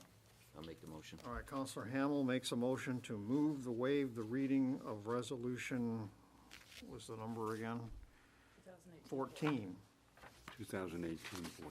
2018-14, to waive reading of resolution in its entirety and to read by title only. Is there a second for that motion, please? Counselor Cheney seconds that motion. Any discussion? All those in favor of waiving the reading, please raise a hand. 5 votes in the affirmative, that motion carries. Next up, a motion would be in order to approve the first reading of resolution 1814 relative to authorizing the city manager to accept and expend a donation on behalf of the city in the amount of $100,000 for the Lizama Family Happy Trails Dog Park, and request to schedule a second reading and public hearing on April 23rd, 2018 during the regular city council meeting. That was a mouthful. Someone make that motion. Counselor Lippman makes that motion. Second, Counselor Haynes. Any discussion? All those in favor of adopting the resolution on first reading, please raise a hand. 5 votes in the affirmative, that motion carries. Thank you for your patience. Okay, next up, we are to 20E, which is on page 85 of your packet. This is a first reading of resolution number 2018-13, relative to authorizing the city manager to accept and expend a grant on behalf of the city in the amount of $10,000 for the Department of Environmental Services Herbicide Treatment and Exotic Species Program Aquatic Plant Control Project. And request, there must be an easier way to say that. Milfoil. And request to schedule a public hearing on April 23rd, 2018 during the regular city council meeting. All right, and the resolution is back here somewhere.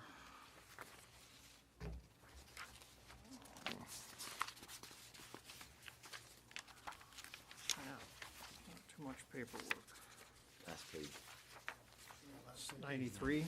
Yeah, all right, the resolution is printed on page 93. So again, tonight, we're being asked to waive reading of the resolution and to pass it on first reading and schedule a public hearing. So a motion be in order to waive reading of resolution 1813 in its entirety and to read tonight by title only. I have that motion, please. Somebody, Counselor Bound, second by Counselor Haynes, thank you. Any discussion? All those in favor of waiving the reading of the entire resolution, please raise a hand. 5 votes in the affirmative, that motion carries. Next up, a motion be in order to approve a first reading of resolution 1813 relative to authorizing the city manager to accept and expend a grant on behalf of the city in the amount of $10,000 for the Department of Environmental Services Exotic Species Program Aquatic Plant Control Project, and request to schedule a public hearing on April 23, 2018 during the regular city council meeting. Can I have that motion, please? So moved. Counselor Bound, seconded by Counselor Lippman. Any discussion? All those in favor of passing resolution 13 on first reading, please raise a hand. 5 votes in the affirmative, that motion carries. Thank you. Was a tongue twister. Okay, next up is 20F, which is on page 94. And this is a request from Chelsea Guselli and Sean Dorgan to extend hours in the licensing ordinance for a wedding reception at the Margate Resort on May 26, 2019. And so I would say to our 2 new counselors, welcome to the world of regulating sound at wedding receptions. You want to give us background on this? Yeah, so again, our ordinance basically calls for quiet time Sunday through Thursday, stops, begins at 9 o'clock at night, Friday and Saturday goes to 10 o'clock at night. The council did discuss this particular ordinance, chapter 161-4 a couple of years ago. Didn't make any changes to it. One thing we see on a, I'll say, somewhat regular basis is the Sundays of holiday weekends, which this happens to be one of them. So this is the Sunday of Memorial Day weekend. It also sometimes come into play on the Sunday of Labor Day weekend, and also potentially Sunday if the 4th of July falls, so that becomes a 3-day weekend, or I guess it could be Thursday or Sunday. So this is a request to allow their wedding reception to run till 10 o'clock at night, basically because if they shoot off fireworks at 8:30 or 8:45, it's not going to show up as well. So if they do the fireworks when it's dark on a Sunday of a long weekend. So basic request, but if somewhere we wanted to revisit this and amend the ordinance to count those 3 long weekend Sundays under a Saturday, Friday night type of, they can go to 10 o'clock, then you wouldn't have to see these types of requests come to the council anymore. Counselor Lippman? We've seen a couple of these requests, and only a couple. It's good for the local business and like to support. Yep. Yeah, I agree. I'll make that motion, that we allow it to go to 10 o'clock.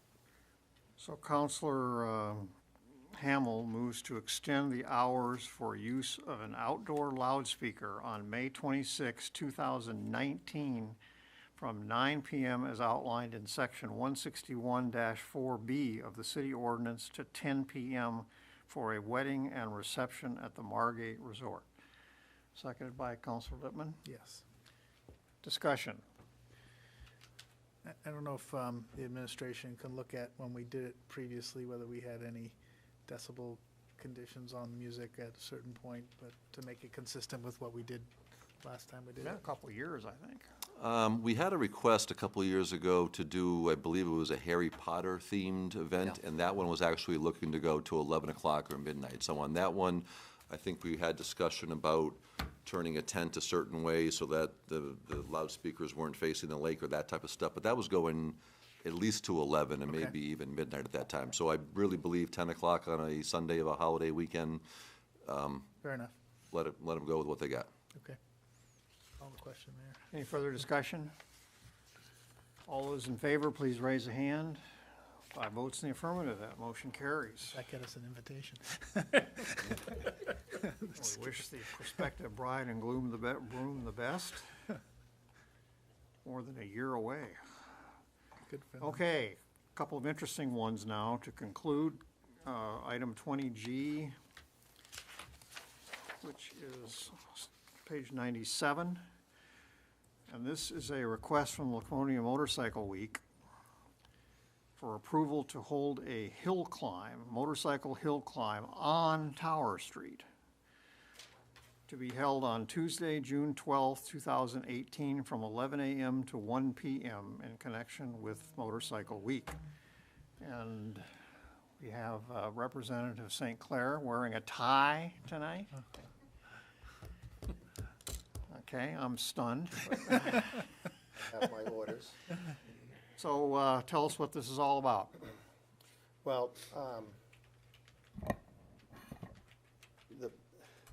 we're giving, this is more of an exhibition hill climb, and it is, obviously, there's no dirt on Tower Street. So this will be for speed. And this will be not anybody off the street. This is gonna be run by Bob Coy, and he's the same gentleman with his group that did the vintage racing exhibition downtown many years ago now.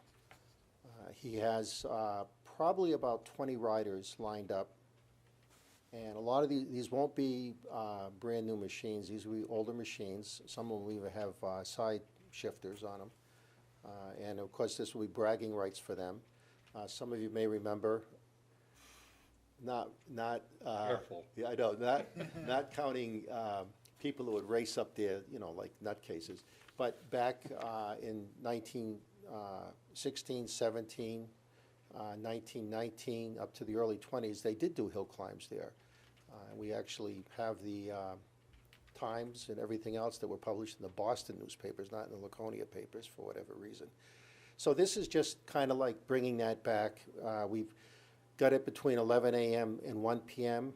There's a couple things there, one being you just want to get it over at probably a less busy time of the day.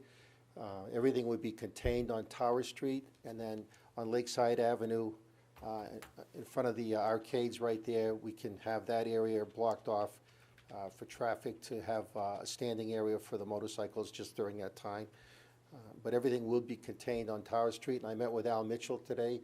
Originally, we had envisioned having the riders park their trailers and ride their motorcycles down either from the drive-in or maybe up on Route 3. But the chief said that if we did that, which he was fine with, that we would have to have an escort for them. And Al Mitchell today said we could use his property that's adjacent Tower Street right there. So this would make this very clean. And the riders will be able to just... So there'll be a staging area at the top of the hill. No, on the bottom of the hill. The staging area is on the bottom of the hill, but they'll be able to park their vehicles, their trailers. Oh, they're trailers, okay. On the property right there on the side of Lakeside Avenue. I met with most of the people on Tower Street about this starting last fall when we first started talking about this. No concerns. I did ask the city manager, because one of the residents said, can I rent chairs out? And I asked if they would need a permit for that, and I was told probably not. But I don't know if anybody's going to do that. There will be, and I'm going to have to meet with Public Works about this. There will be a few things that will have to be done.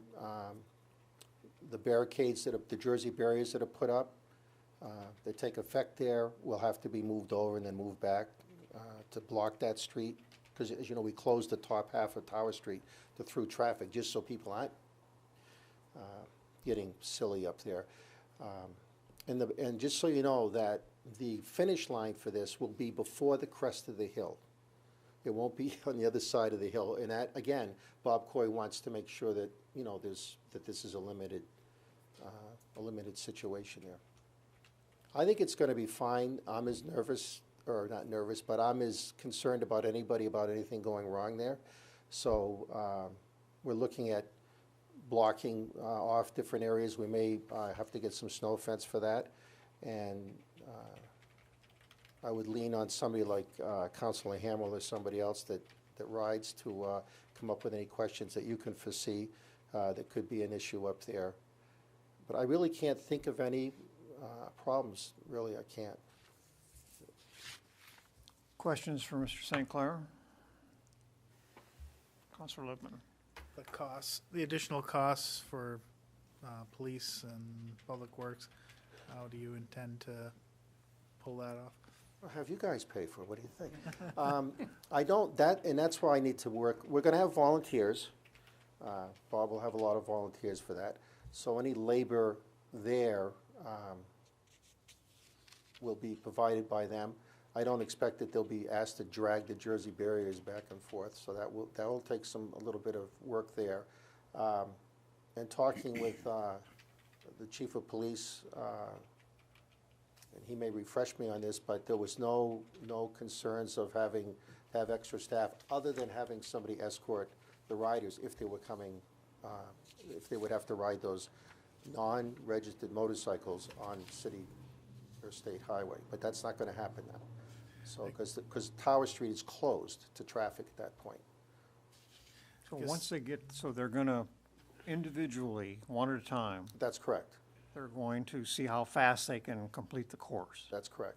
And then once they get to the top, where do they go? They'll just stop. They can go on the top, and I've spoken to the people at Cumberland Farms who said they were fine if people, you know, wanted to go in there and take a break in their parking lot. They're actually pretty, as you can imagine, happy So about they this don't need to happening. return to the starting line with their bike? They can, but these won't be, these are heats, so they won't be going zip, zip, zip. There'll be a time between each one. So that would give the rider time to come back down Tower Street. Ride back down. That's correct.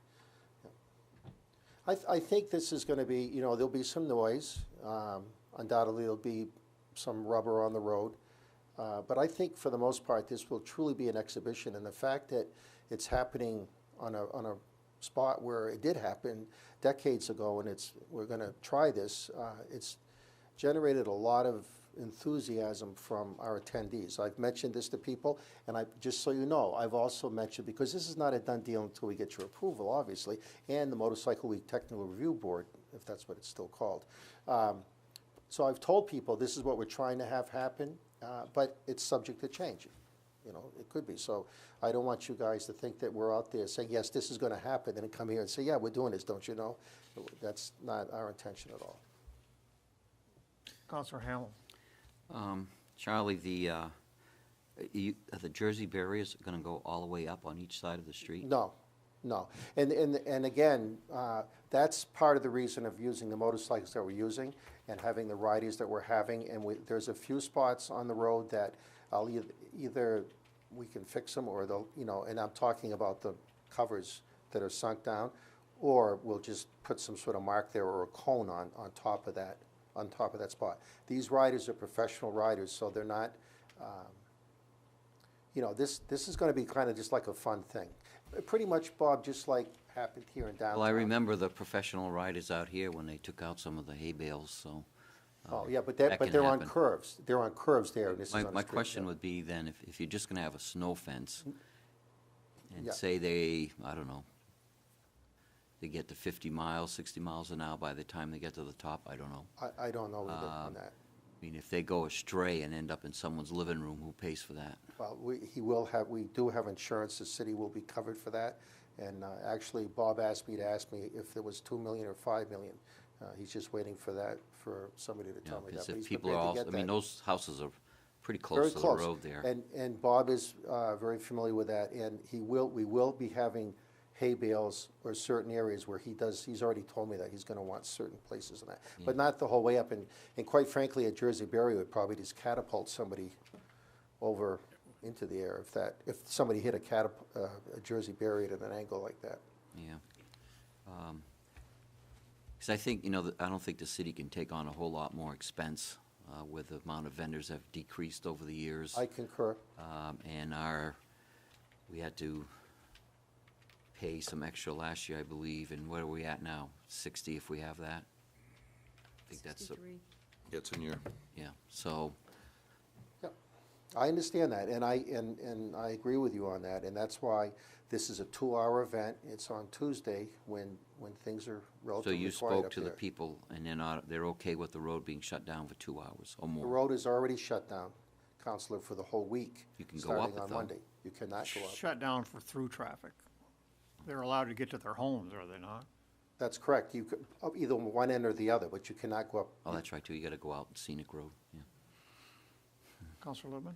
I'm not against the event happening, I just want a full accounting of all the costs to make sure that they're covered, that we don't have any surprise, because we don't I extra to go. Again, I concur with that. It's, The as you fire know, department aware of this? the chief is aware of this, and the chief has indicated to me that he wants to know, and Bob Coy has told me he will, ask for an ambulance to be on duty during the 2 hours, and that will be paid for by Bob Coy, not by the city. So what, to paraphrase what Counselor Hamel was saying, I guess, or asking, what are the chances that either during the event or after the event or prior to the event, someone who owns property on that street finds out about it and comes to the city and says, I can't believe you're letting them do that? Is that zero chance? I hate to say zero chance, but I would say it's close to zero, only because we've been talking about this. The last person I spoke to was, other than Al Mitchell, the largest property owner up there, having the most property, was Joe Driscoll, and he was very happy about this. The only people I got any negative feedback was at a Weirs Action Committee meeting was from the couple who own a building, if you're going up the hill, I think 2 down from the top, who On the rent it left. out all year. It's a bed and breakfast place? Yes, and they have that rented out during Motorcycle Week by motorcyclists, and their only concern was their grass. If people were gonna be staying on the grass, and I explained to them, I said, that's pretty easy to do. So are spectators gonna be allowed along the route? That is only in areas where either the property owners allow them, or pretty much that's really the whole way, and then down the bottom. And what Bob is, I thought he was gonna start right where Lakeside Avenue and Tower Street merge. He's actually told me he wants to push the starting gate up a bit, probably 100 feet, for 2 reasons. One, to give more people to look, to watch from the bottom, and also to cut down the speed going up the hill. In other words, they won't have as much area to get going up. But there's no chance spectators will be, Roaming in the street. well, I'm not the street, I'm thinking about private property, people's lawns. Again, he's gonna have people like patrolling, I guess you could say, the perimeter of the road. He's been very frank about that, and to work with property owners. Other than the people that have that bed and breakfast, Robert Ames, Al Mitchell, Joe Driscoll said that they would work with people as far as them being spectators. And the important thing is too, not to have people going back and forth across the street while this is going on. So there will be, again, people, road guards, I guess you could call them, or hill guards, making sure that doesn't happen. Well, I think if he's opting up $2 or $5 million in liability, I'd ask for the 5. Okay, that's fine. Wouldn't you?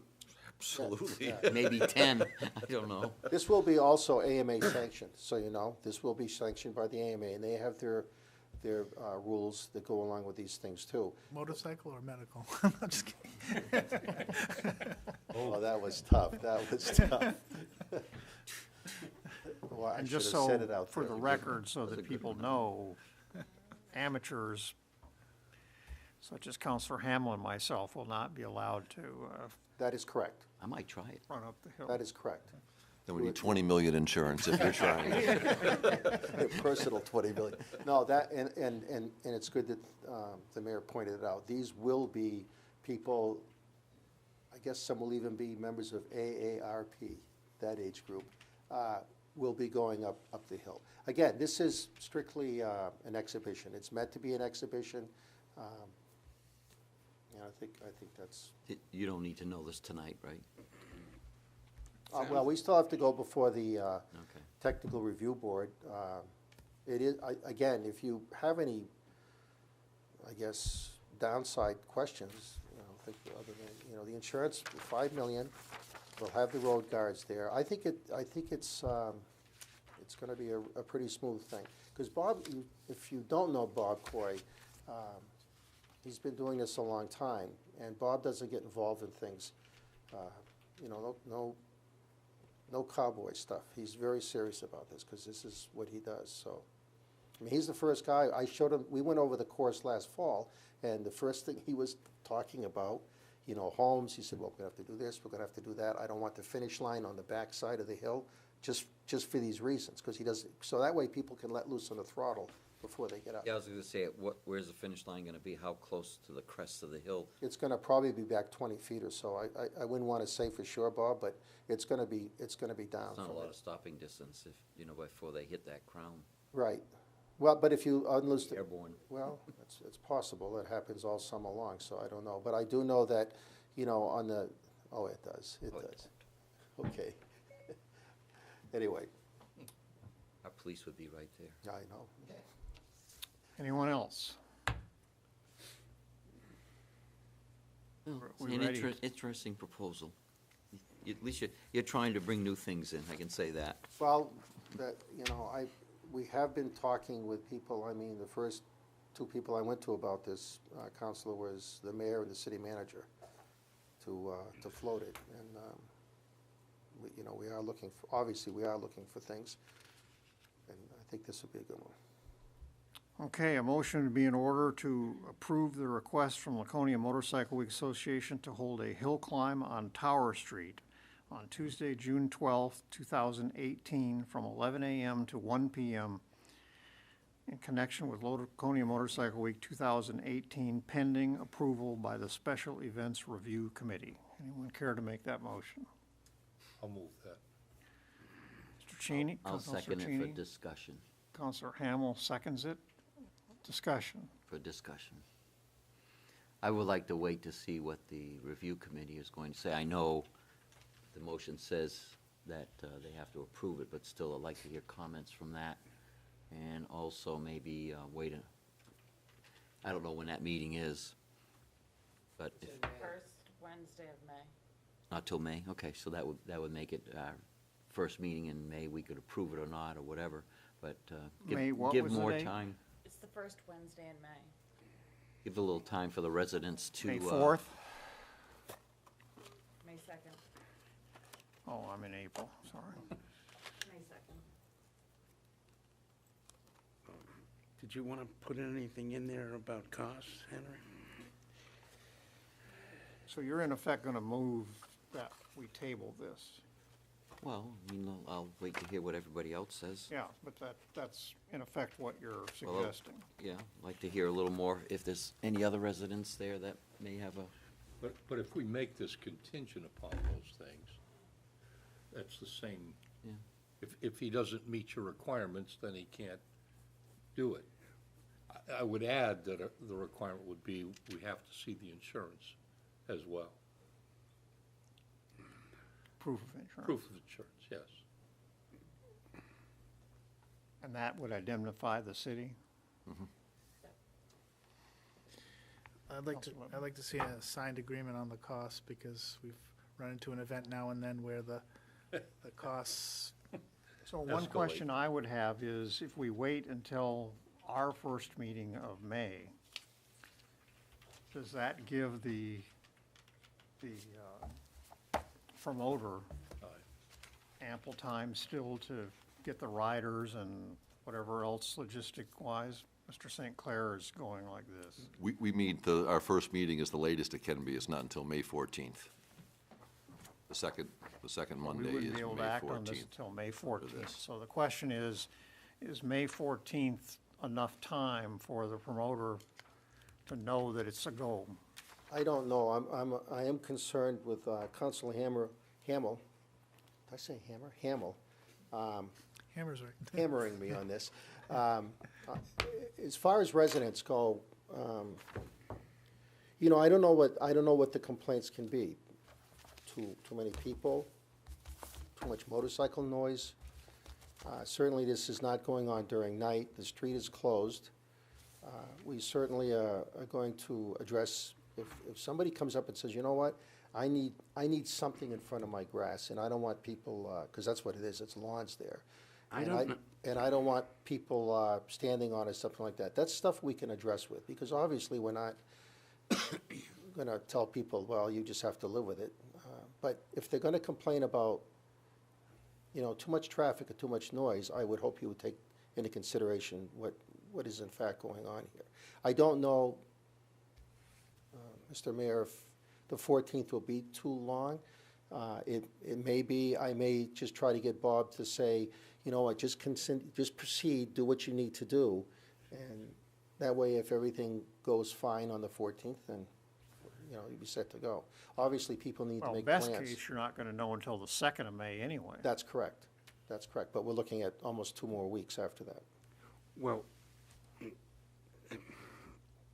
I don't know why this is creating a problem, because Bob Corey, is that his name? Bob Coy. Yeah, isn't going to know if he's got the approval of the Special Events Review Committee until he goes before it. I go before that on May 2nd. Okay, so there is, I think, there's a consensus here.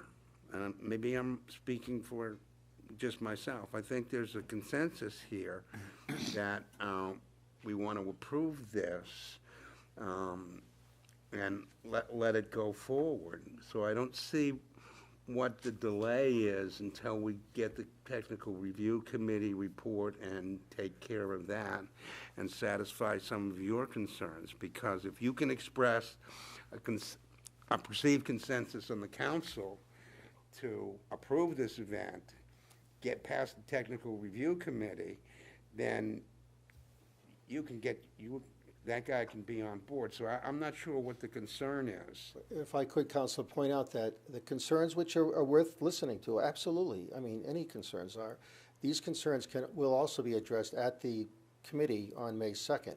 So that's a chance for residents to come. Those are open meetings. If any residents have a complaint, they can either send it in by email or mail, or they can be there in person. And I get obviously the proof of insurance. I mean, we do a lot of activities all summer long where the city needs to be named as an insured, and that may in fact be available by May 2nd. I don't know. Just as long as the promoter understands that if, on that May 2nd Special Events Review Committee, if he isn't able to get over all the hurdles, That's correct. he's not going to be able to do this event. Yes. Okay. I'm aware of that, and I'm kind of like the lead person for Bob, even though he'll be back in the state then, so. Does that address your concerns? Yeah, I mean, I didn't say I was definitely gonna table it, I just wanted to hear, and I just Yeah. voiced some of my concerns. I don't think that's all. And they're tabling good it concerns. matters They're one good way or the concerns. other. I think if we approve it, we can always pull it if there's something goes wrong with the technical review, with a special Well- committee, and we can do that on our second Tuesday in May. That's the 14th. Well, we wouldn't have to pull it because it wouldn't happen because the motion says contingent upon. Contingent. I don't mean pull it or whatever it is. Just as long as we understand that if it doesn't pass muster at the Special Events Committee, and there's complaints, citizens' complaints, and people are saying, I don't want motorcycles coming into my living room. I just don't want that Pretty happening. much all it would take is one person showing up saying, I don't want it in my front yard. Well, I mean, my argument against that would be, There's a lot of people that have that going on in their front yard at the Weirs for the whole time. So I'm not saying that's gonna happen, but in any event, the other thing is, the cost that Council Lippman has asked, and it's a very good point, with history that we've had on some events. So again, the fire chief will give us a bill, that'll be paid for by the promoter, and if Public Works says, okay, this is what this is gonna cost, we'll deal with that. And the same thing, if in fact the chief of police says, you know, geez, I'm gonna need 30 more officers up here for this, then we will deal with that too. I don't expect that to happen in my conversations with the chief and the fire chief, but in any event, the promoter, boy, Bob Coy, and I want to say kind of us too, because us being the association, we want this to happen. We'll deal with that, with those numbers. Councilor Lippman. Charlie, what is the promoter expecting in terms of ticket sales? Is that? There's no ticket sales for this. This is a free viewing thing. Free viewing, okay. He's hoping to raise some money through sponsorship or something like that. Maybe sell some event T-shirts right there for that 2-hour period. But if you're asking how many people we're expecting to show up for this? No, I'm just really okay. trying to make sure that it's economically viable. Yeah, no, he's aware of this. Bob has been on the losing side for many, many years on his events, but he loves doing When them. Kenny O'Rourke put on those races downtown those 2 years, 10, 15 years ago, there was no way to charge admission or whatnot. And there was obviously a lot of expense involved in that because There they had was. hay bales everywhere and you know, that was done at the last minute, literally. But that was, I don't know who paid for it, but there was a heck of a lot of expense involved. There was, and Bob Coy took that on with Long his group. course And, yep. And they had a lot of volunteers at the same time. So what's the council's pleasure, Brett? Technically, we have a motion on the floor to approve the resolution. It's been made and seconded, so we're in discussion. So we can either vote on it the way it is, or someone can propose an amendment. I think the amendment's got to include some sign-off and deposit on the costs. It can't subsidize it. So you're adding that? I go for that too. So you want to put that in, are you going to make a motion? So you need the original motion as, There's your original motion, and then you need to give the clerk what wording you want added to that. sure, I move to approve the request from Laconia Motorcycle Week Association to hold a hill climb on Tower Street on Tuesday, June 12th from 11 a.m. to 1 p.m. in connection with Laconia Motorcycle Week 2018, pending approval of the Special Events Review Committee, as well as a signed agreement between the city and its departments with respect to any expenses that need to be covered, Any insurance? and the insurance of $5 million, naming the city as the additional insured. Does that work for you? Liability insurance. Okay, have you got that? Everybody understand what the motion is? This is an amendment now.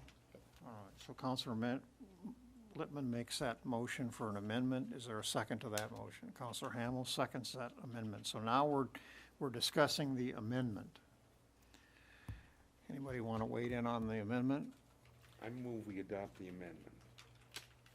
That's already been made. I don't need to do that. Motion's been made to adopt the amendment. So all those in favor of adopting Councilor Lippman's amendment, Need a vote on it? please raise a hand. 5 votes in the affirmative. All right, now what's on the floor is the original motion as amended, okay?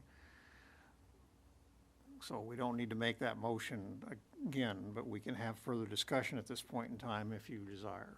We're ready to vote. All those in favor of adopting the motion as amended, please raise a hand. We have 5 votes in the affirmative, and that carries. Thank you. All right, we have another motorcycle week item is our last item of business. That's on page 98.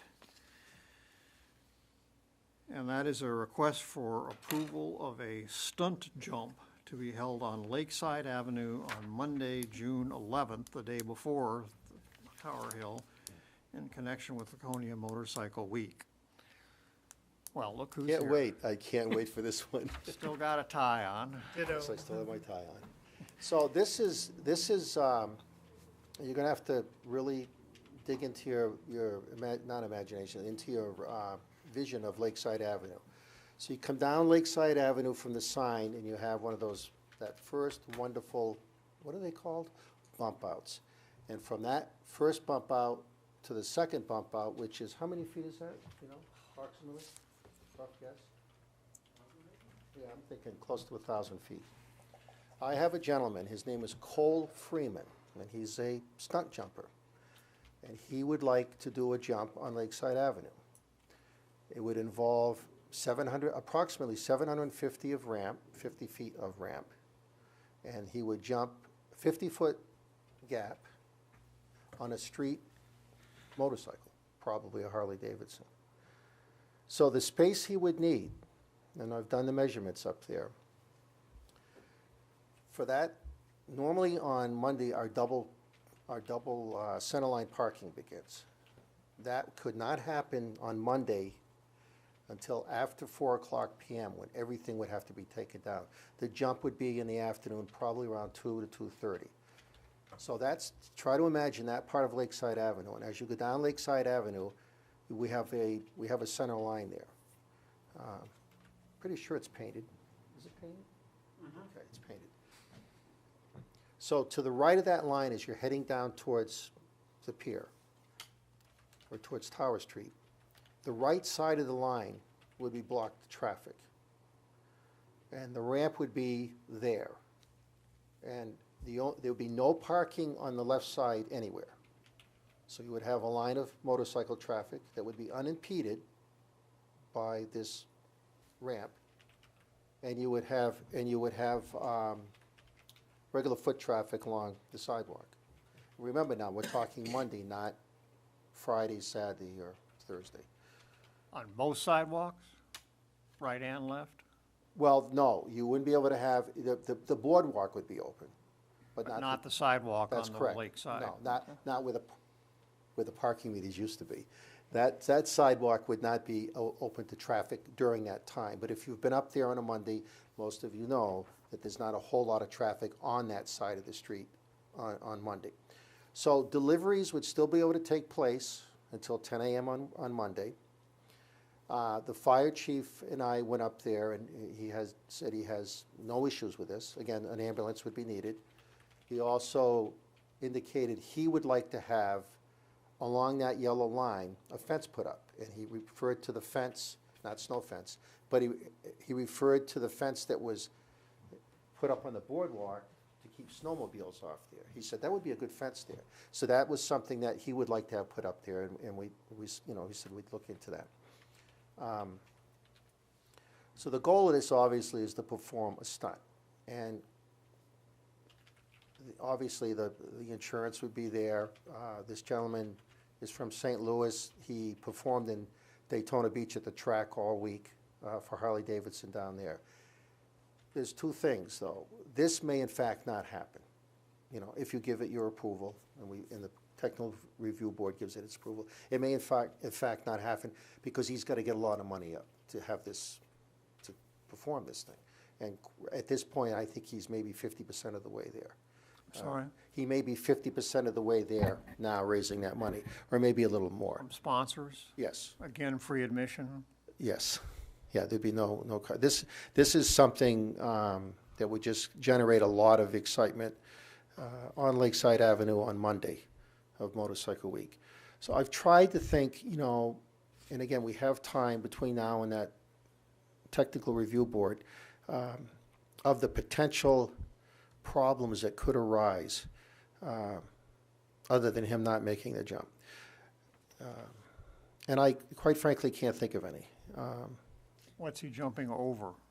Well, he's working on that too, because somebody's going to pay for that privilege, be a sponsor, maybe cars, maybe motorcycles, because there will be so much footage taking of this that maybe we could have the city of Laconia there or something. But there'll be so much film of this taken. This is something that'll be, this is gonna be this worldwide, people taking video of this and sending it all over the place for a long time. What's it called, YouTube? Something like that, whatever that is. And he's gonna do this one time? One time. The chief said, how many practice jumps is he gonna take? I said, none. It's one time. So there'll be, there'll be a lot of anticipation. But this is what he does, and you can look him up online and see his, how he does this. So this whole thing's gonna take like 5 seconds. Yep. Kind of like, a man being shot out of the cannon. They do it once. So that's it. Is that your next proposal? No. Yeah, me. No. No.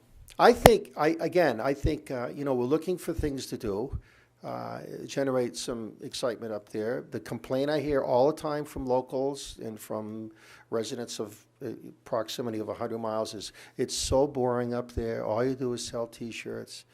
It's the same old, and our out-of-town visitors or out-of-area visitors love coming here. They're excited. They're very happy to be here because it's all brand new to them, and they just love riding around here. But we're providing something right here in town to try to generate some business up there on, quite frankly, on Monday and Tuesday, and that's it. If this happens, if it does happen to be raining that day, we would probably have to push that to Tuesday. But that still would be okay, even with the hill climb, if that was to happen. And the guarantee is that all his equipment, everything, has to be down by 4 o'clock, clean. And so we can just go back to business as usual up there on Monday evening.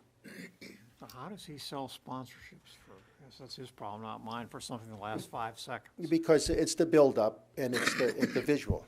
It's all about the visual. We could There sell were a lot of sharks life down insurance below or policies. something or other, maybe. I think the fact that Lakeside sharks, say that might be. well, it. we're coming back. No. A pool of lakeside sharks. Boy, everybody's very quick tonight. Okay, any questions, comments? Councilor Hamel? I'll wait and hear. He's holding back. Holding back. Well, I mean, why I'm standing here, if you had anything you wanted to. Anyone want to weigh in? And I look, Councilor Cheney has been around a long time and involved in everything that's gone up there. So I would even, look to him to give me any commentary on this if he thought this would, questions or potential problems up there with this on Monday afternoon. Charlie, I was disappointed when we went from motorcycle weekend to motorcycle week, so I'm not sure I should be asked questions about. But I guess I do understand trying to find things like this to promote during the week. I mean, what do we do if he doesn't take it down by 4 o'clock, some of those sorts of things. Absolutely, and that's why we'll probably have the jump right around 1 o'clock, so it gives him 3 hours to do this. And I watched him down in Daytona, and he seems to have a real good handle on what he does. And I was very explicit with him about that, that it has to be down by 4 o'clock. Didn't they have something like this? I hate to mention this word, but what fest 2 No. years ago? No. They had some stunt thing there. No, not like that. The only stunt up there was the whole thing was a stunt. Up on the top part of the property to the right They of the talked stage, about doing they that, had but- some guys doing something there. I think they were doing burnouts or something, little spin-outs and things like that. They didn't jump 50 feet with us. They didn't have a ramp that was 750 feet, no. Councilor Littman? Again, I think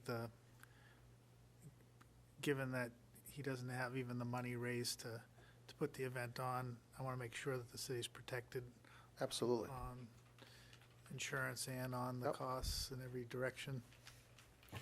Absolutely, and again, and I have not met with Public Works yet on this, because this would be Public Works intensive on this, for sure.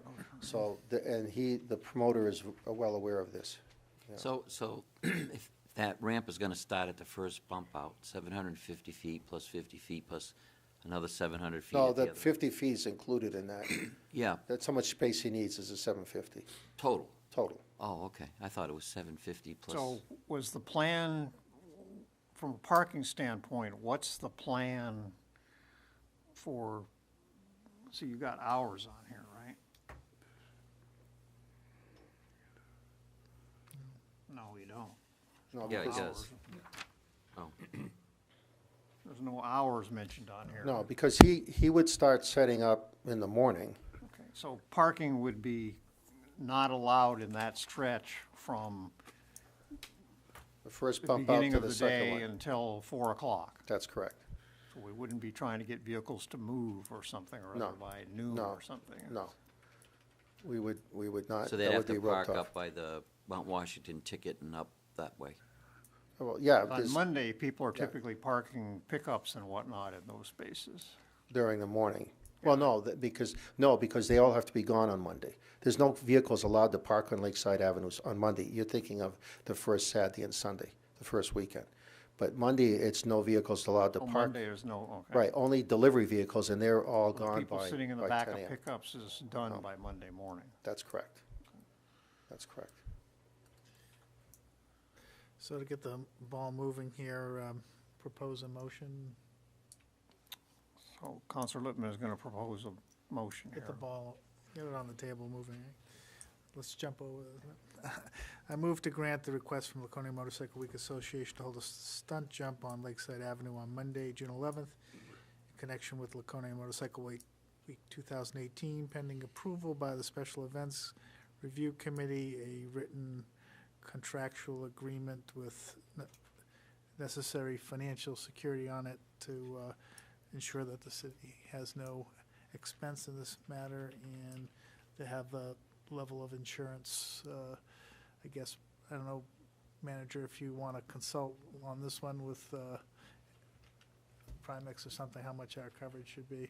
Yeah, I'll check with someone. I think there's probably a little less needed on this one, but certainly the stunt person will have to be carrying his own as well, plus the city additional insured, so Yeah. we'll get an appropriate level. Should the clerk have that wording? Shouldn't we put in the motion that they gotta be out by 4? I think that can be put into the contractual relative to the finances, because if it's not out of there by 4, we're There ought to incurring. be a penalty in the contract. So if you got that, we're adding that the area affected has to be free and clear of all obstructions by 4 PM. An appropriate administrative levy if not. Who's gonna, okay, I'll wait till we vote. All right, is there a second? Second. Counselor Bounds seconds that motion, all right. Discussion. Yeah, who's gonna be putting up the fence and taking it down? That would be, the fence contractor would be doing that, and they would be taking it down. That would all be agreed with them. They're gonna be boring holes in the pavement? No, because they didn't bore holes in the boardwalk either. They have those Stancia. feet.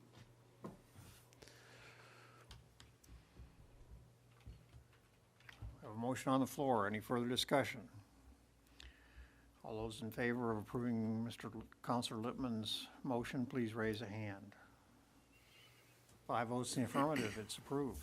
Thank you very much, and I assure you that I will be very, watching this very carefully, and I look forward to working with both Public Works and the other agencies in the city on this, so thank you all.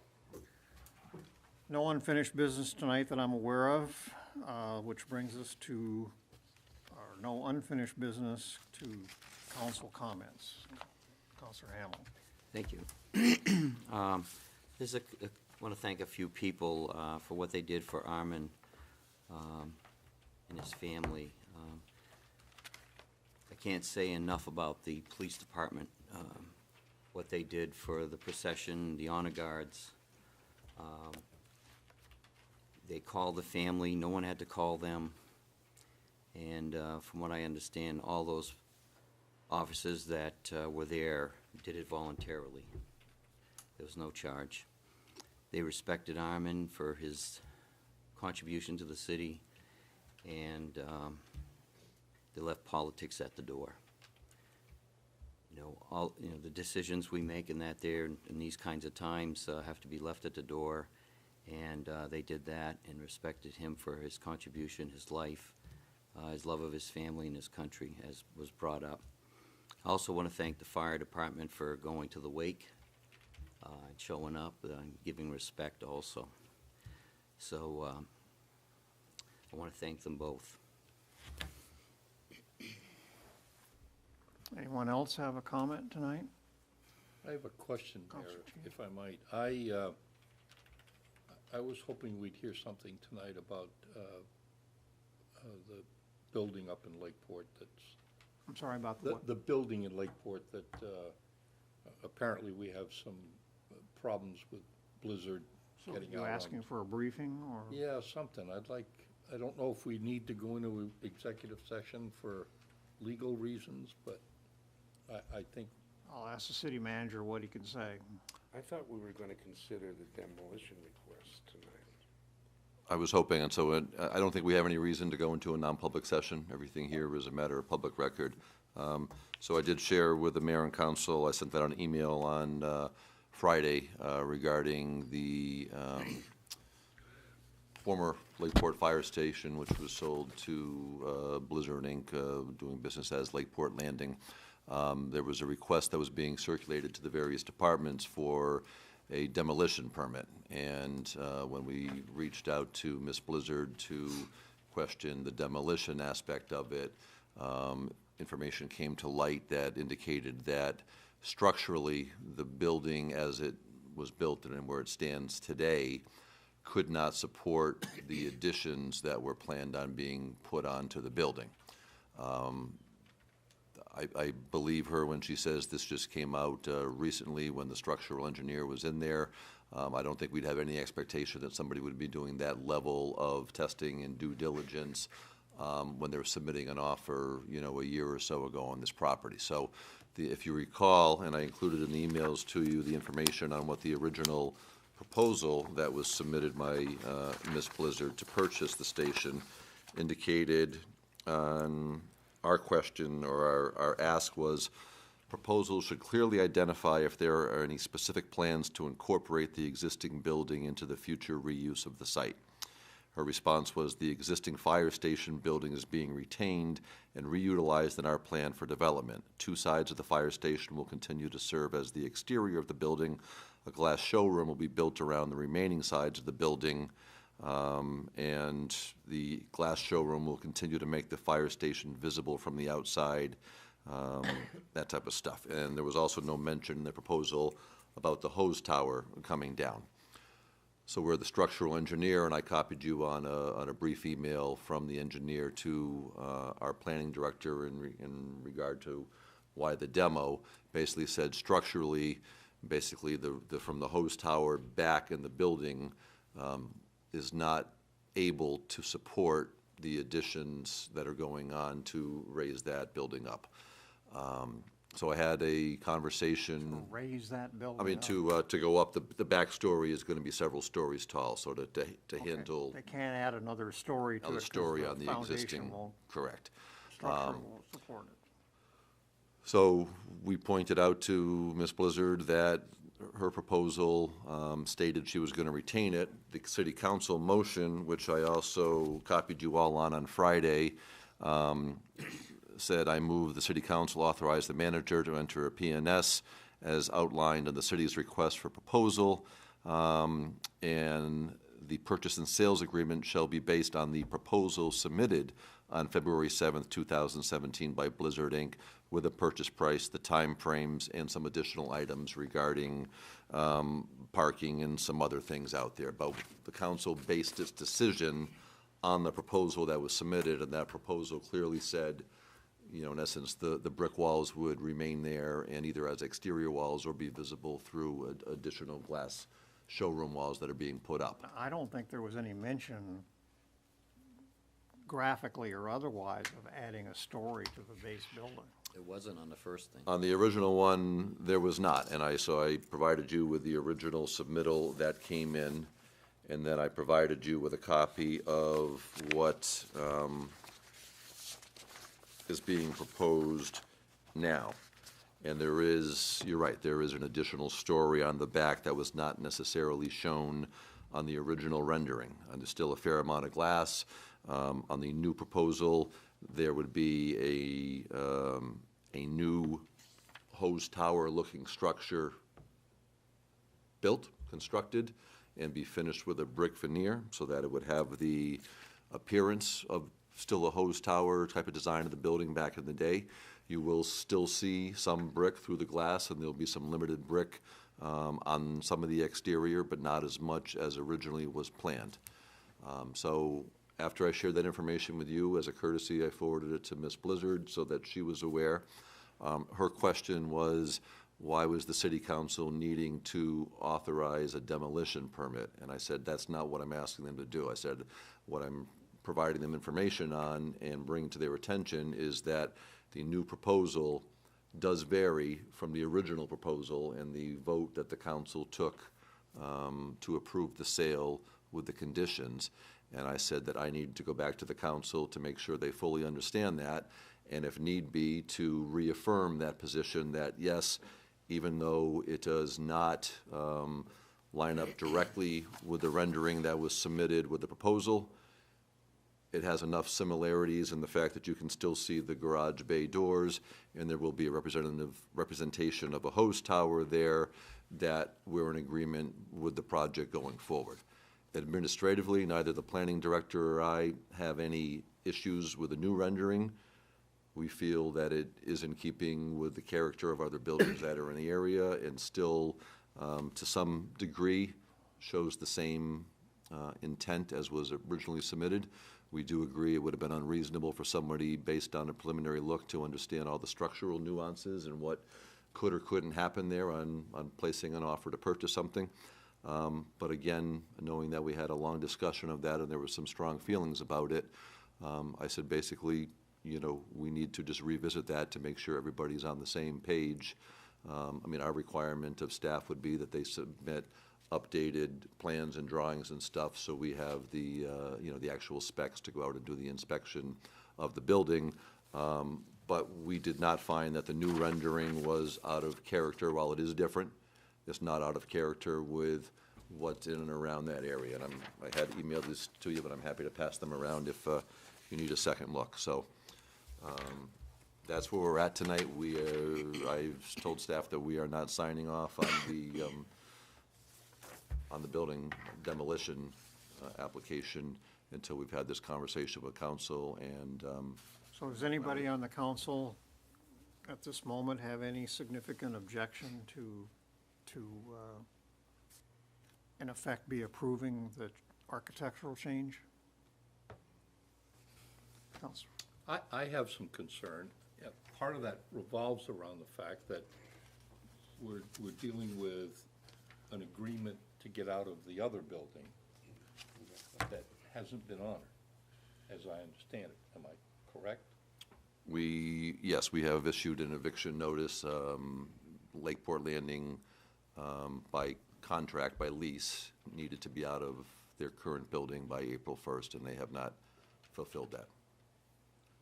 So we're being asked not only to, well, we're being asked to accept changes from someone who hasn't met their obligations up to this point, and I worry that when this is all done, it won't look like what we expect it to look like if her approach is to ignore her agreements with us. Well, and I think, and I'm not arguing either way at this moment, but I think pretty clearly, now that I see the whole picture here, that pretty clearly, at some point in time, while this is very handsome, at some point in time, they significantly changed their plan in terms of how much building they wanted or needed. And when they got a structural engineer there, he basically said it wasn't built for that and it won't stand it. And so they have to ask to tear a good portion of the building down because of that.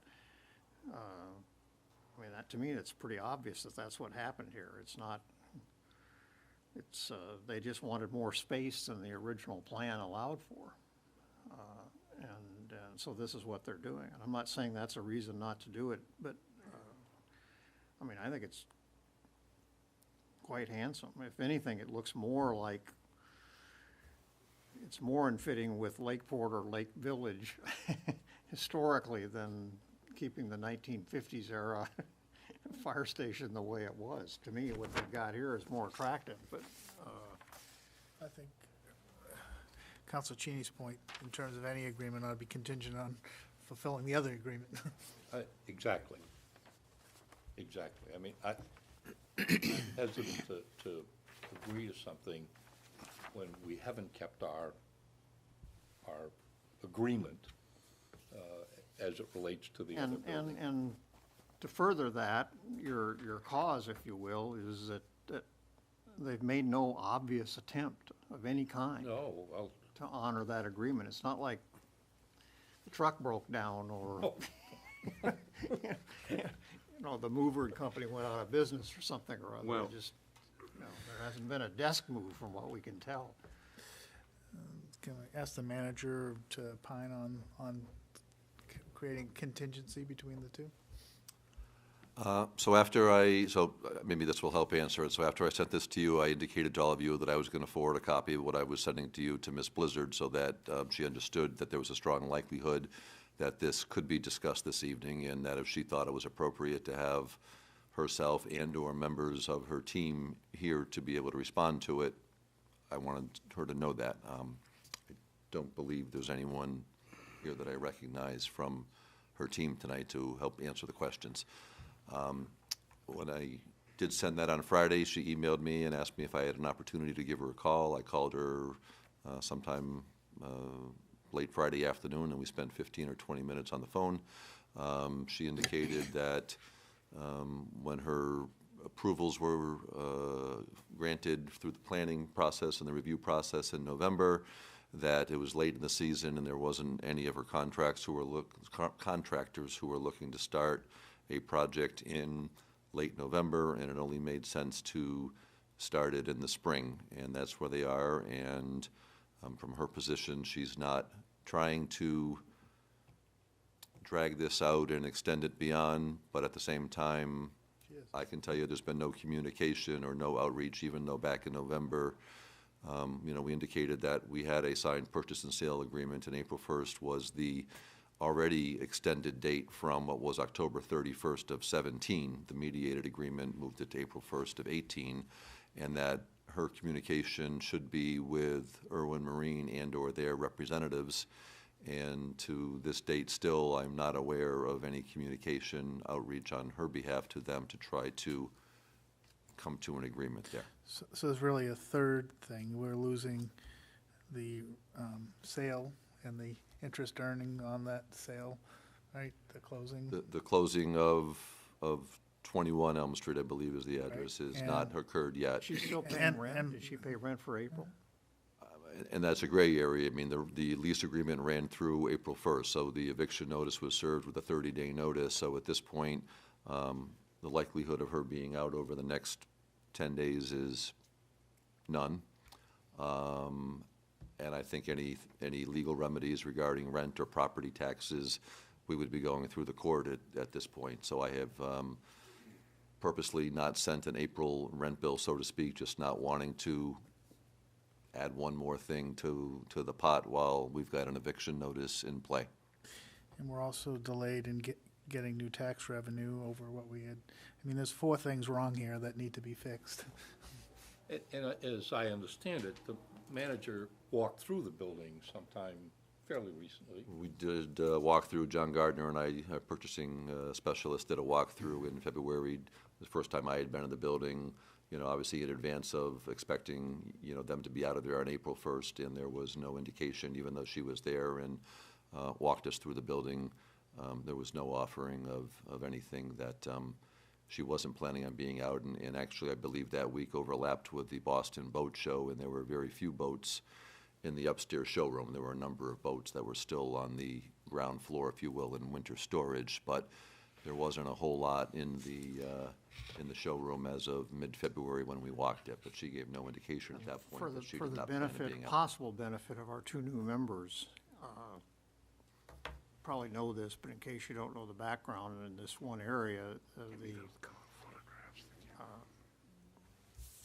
our original deal was to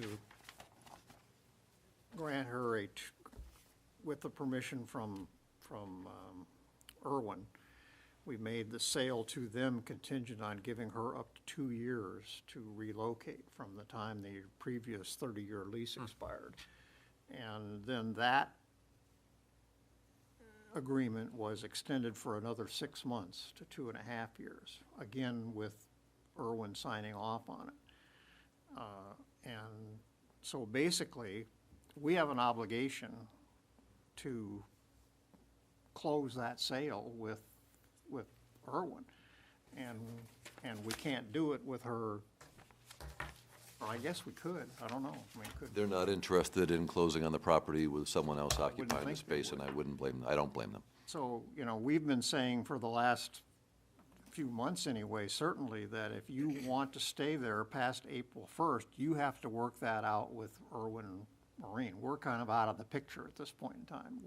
We have an obligation to sell it to them ASAP. But if they're willing to give you another 6 months or another year, that's between the two of you. But as far as we know, there's been no communication initiated by Lakeport Landing aimed at Irwin Marine to ask them to extend the lease. You know, these are, if I can just chime in for a minute, these are really, I view it as separate issues. The question of demolition permit and whether the building as it's envisioned now is appropriate, given the changes from the last submissions, and the issue of Lakeport Landing sort of just ignoring everything in terms of their eviction date and what they're doing are really two different things. So that, I mean, in my view, we ought to approve the demolition permit and keep forward with the eviction eviction proceedings and keep moving on that, because we've got a contract with Irwin's. We need to honor that. We've got a P&S, and I don't know when the closing date is, with Lakeport Landing, and we've got to honor that. And there are two different things. One is the building won't support what we originally wanted to do. No, that's not true. What she originally wanted to do, it'll support. It's the addition of another story that requires this demolition. So, Well, then I'm confused. I'm not sure exactly what the case is. Look at the but- pictures. But, yeah, I get. this is not in this. This is what requires the demolition. Okay. The structural steel isn't strong enough to support another story. Pardon? Yeah. And probably when all's said For and whatever- done, for- the rest of for- it'll be gone too. Well, For whatever reason, They'll find something else. I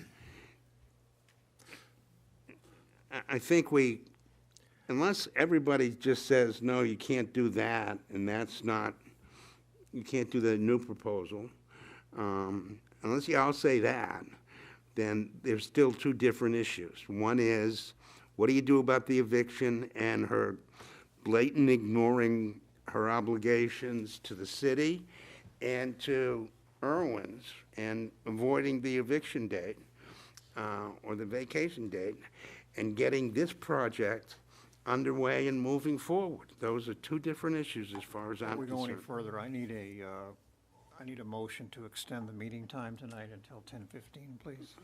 Counselor Hamel makes that motion. Counselor Cheney seconds it. All of those in favor, please raise a hand. Motion carries, so we're good for another 20 minutes. I don't, Mayor, see these as two separate things. I see an unwillingness to keep your word is troubling to me, and then ask us to make adjustments that we don't know are gonna be met, the conditions are gonna be met, if they can't do the things they've already promised to do? What do we do if they decide that it looks different again? Well, the irony here, Those are if not I, city council. irony, which I might suggest here to me, is that the reason that we insisted upon and bought the original proposal was to make Armand happy. Armand was the only one. That's true. And people who live in the neighborhood, but politically, he was the only one who said he wanted that building preserved. And, because none of the rest of us were arguing, I don't think the rest of us cared probably whether or not that exact building was preserved or not. You know, but if Armand were sitting there tonight, he'd be arguing to have it preserved, And I'll tell you, I couldn't care less whether it's preserved. That's not the issue for me. The issue for me is, I'm worried about her good faith. And whether we can count on her to keep her part of the bargain. You know, I don't think they're separate. I really don't. I mean, I understand from a legal perspective they are, but I think from, I'm sorry, from a legal perspective, I'm sure you're absolutely right, but from a practical standpoint for me. There's been a number of things that we've worked with her on. Yeah. And I'm need not to go through them. arguing We all know what they are, I think. I think the she has not counselors. dropped her lawsuit either, right? She has not, to my knowledge, so we had asked after the building permit was approved, we went through her attorney and asked that she non-suit the litigation because the city had met its obligation. And I think the response back, if I can paraphrase from the attorney, was, well, we're not sure we can be out of there on that time frame of April 1st right now, so therefore we may want to hang on to that as a leverage point, for lack of a better way of saying. And that's when our response went back and said, if you're looking for an extension, it's not the city of Laconia you should be speaking with, it's Irwin Marine. And when did those conversations occur? In late November, and I have emails of those. Okay. The purchase and sale has been We have closed. The building is sold and Blizzard owns Her the fire station. proposal, correct me if I'm wrong, after she sued us, her proposal was to offer to drop the suit if we would sell her the Lakeport Fire Station. So another thing not honored. I mean, come on. Sell it with, yes, in a time frame, and that's where the mediated agreement to the April 1st, because she We thought. did that. She thought that that was going to allow her time to buy it, close, get the construction done, and be out of the other building. We did everything we could to move that along, and when she started the technical review process in September, it was very clear that she was on a path to get approval in November, and that's what occurred.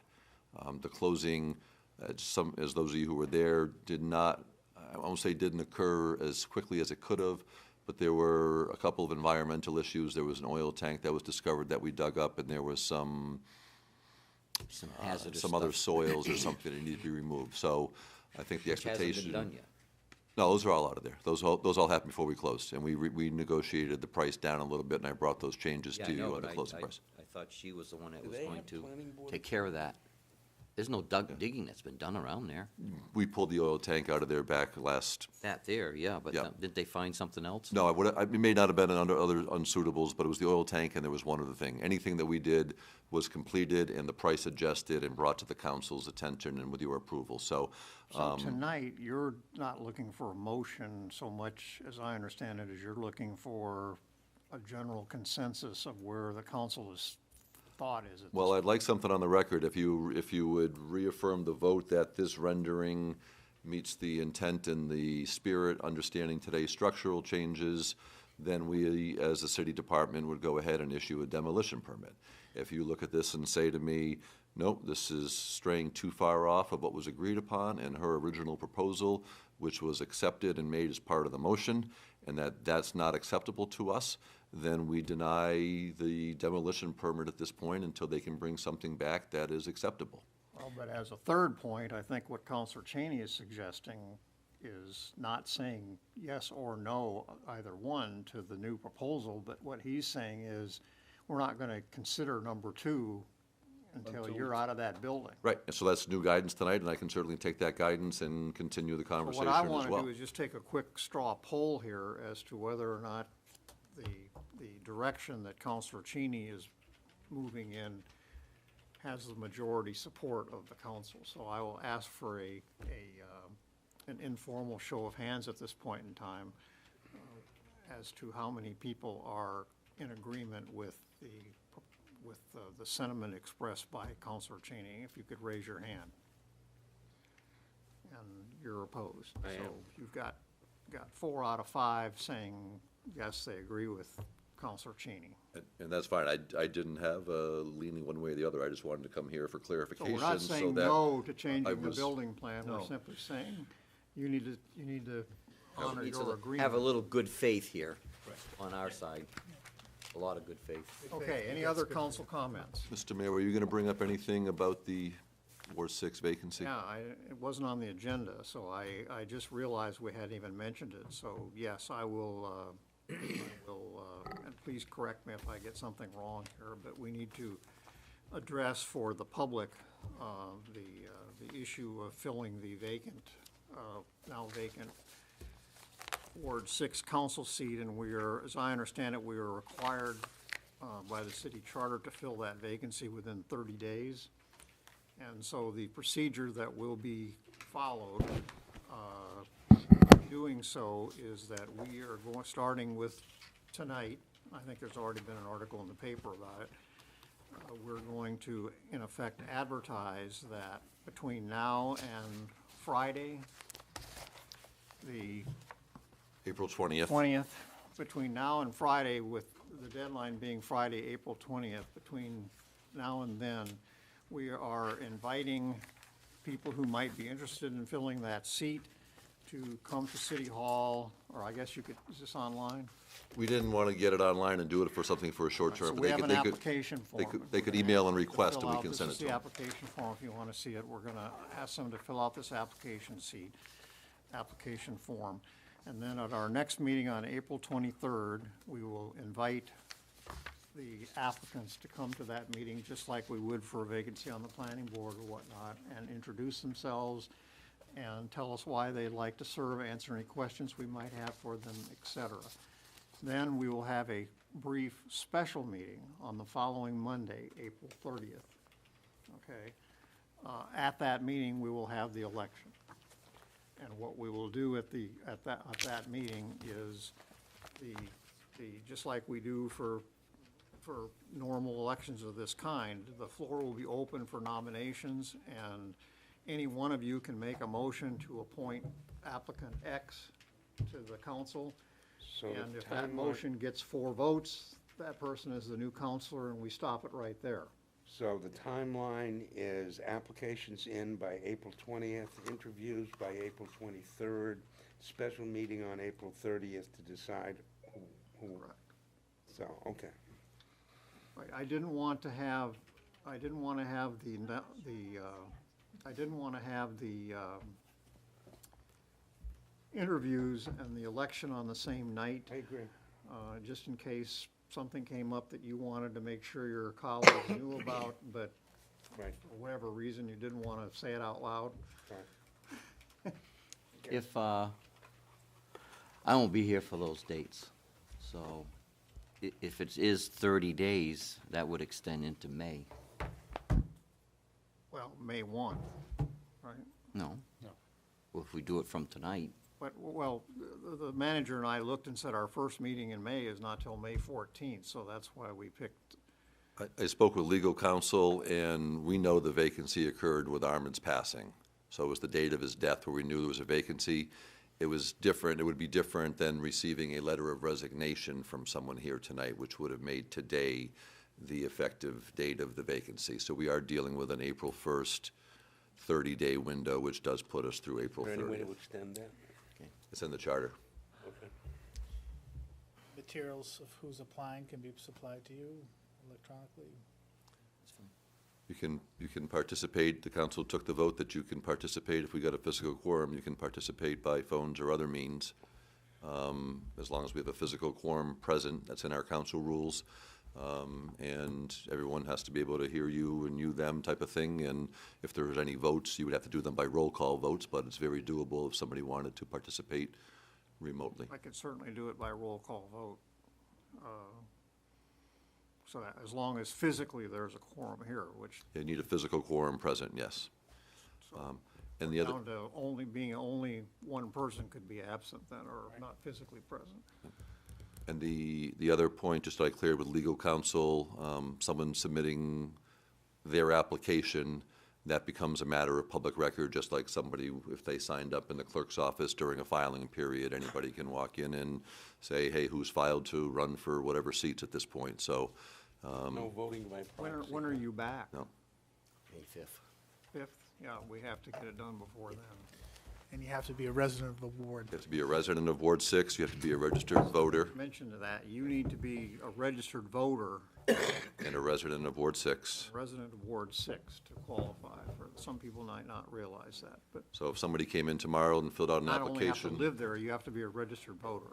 Correct. And that's in our charter as well. You have to be a registered voter and domiciled in the ward in which you're running for. And can you brief everybody quickly about how we're making this and what effort we're going to in terms of making this announcement? We're hoping the local media, so local papers will get word out to the local radio stations. We wanted to make sure that there was consensus on the process, so we'll get word out. We can certainly get it on the city website. We can put it out in the newsletter that goes out Friday. I've had a couple of inquiries, just general, of people wondering what the process might look like, so I think Yeah, I there's had a some, couple calls tonight there's some myself. interest as to what the process may be, so I'm hopeful that this will be out in the media in short order. Okay, anything else tonight? If not, I will declare the meeting adjourned at 10:08. Is that 8? Yes. 55 seconds.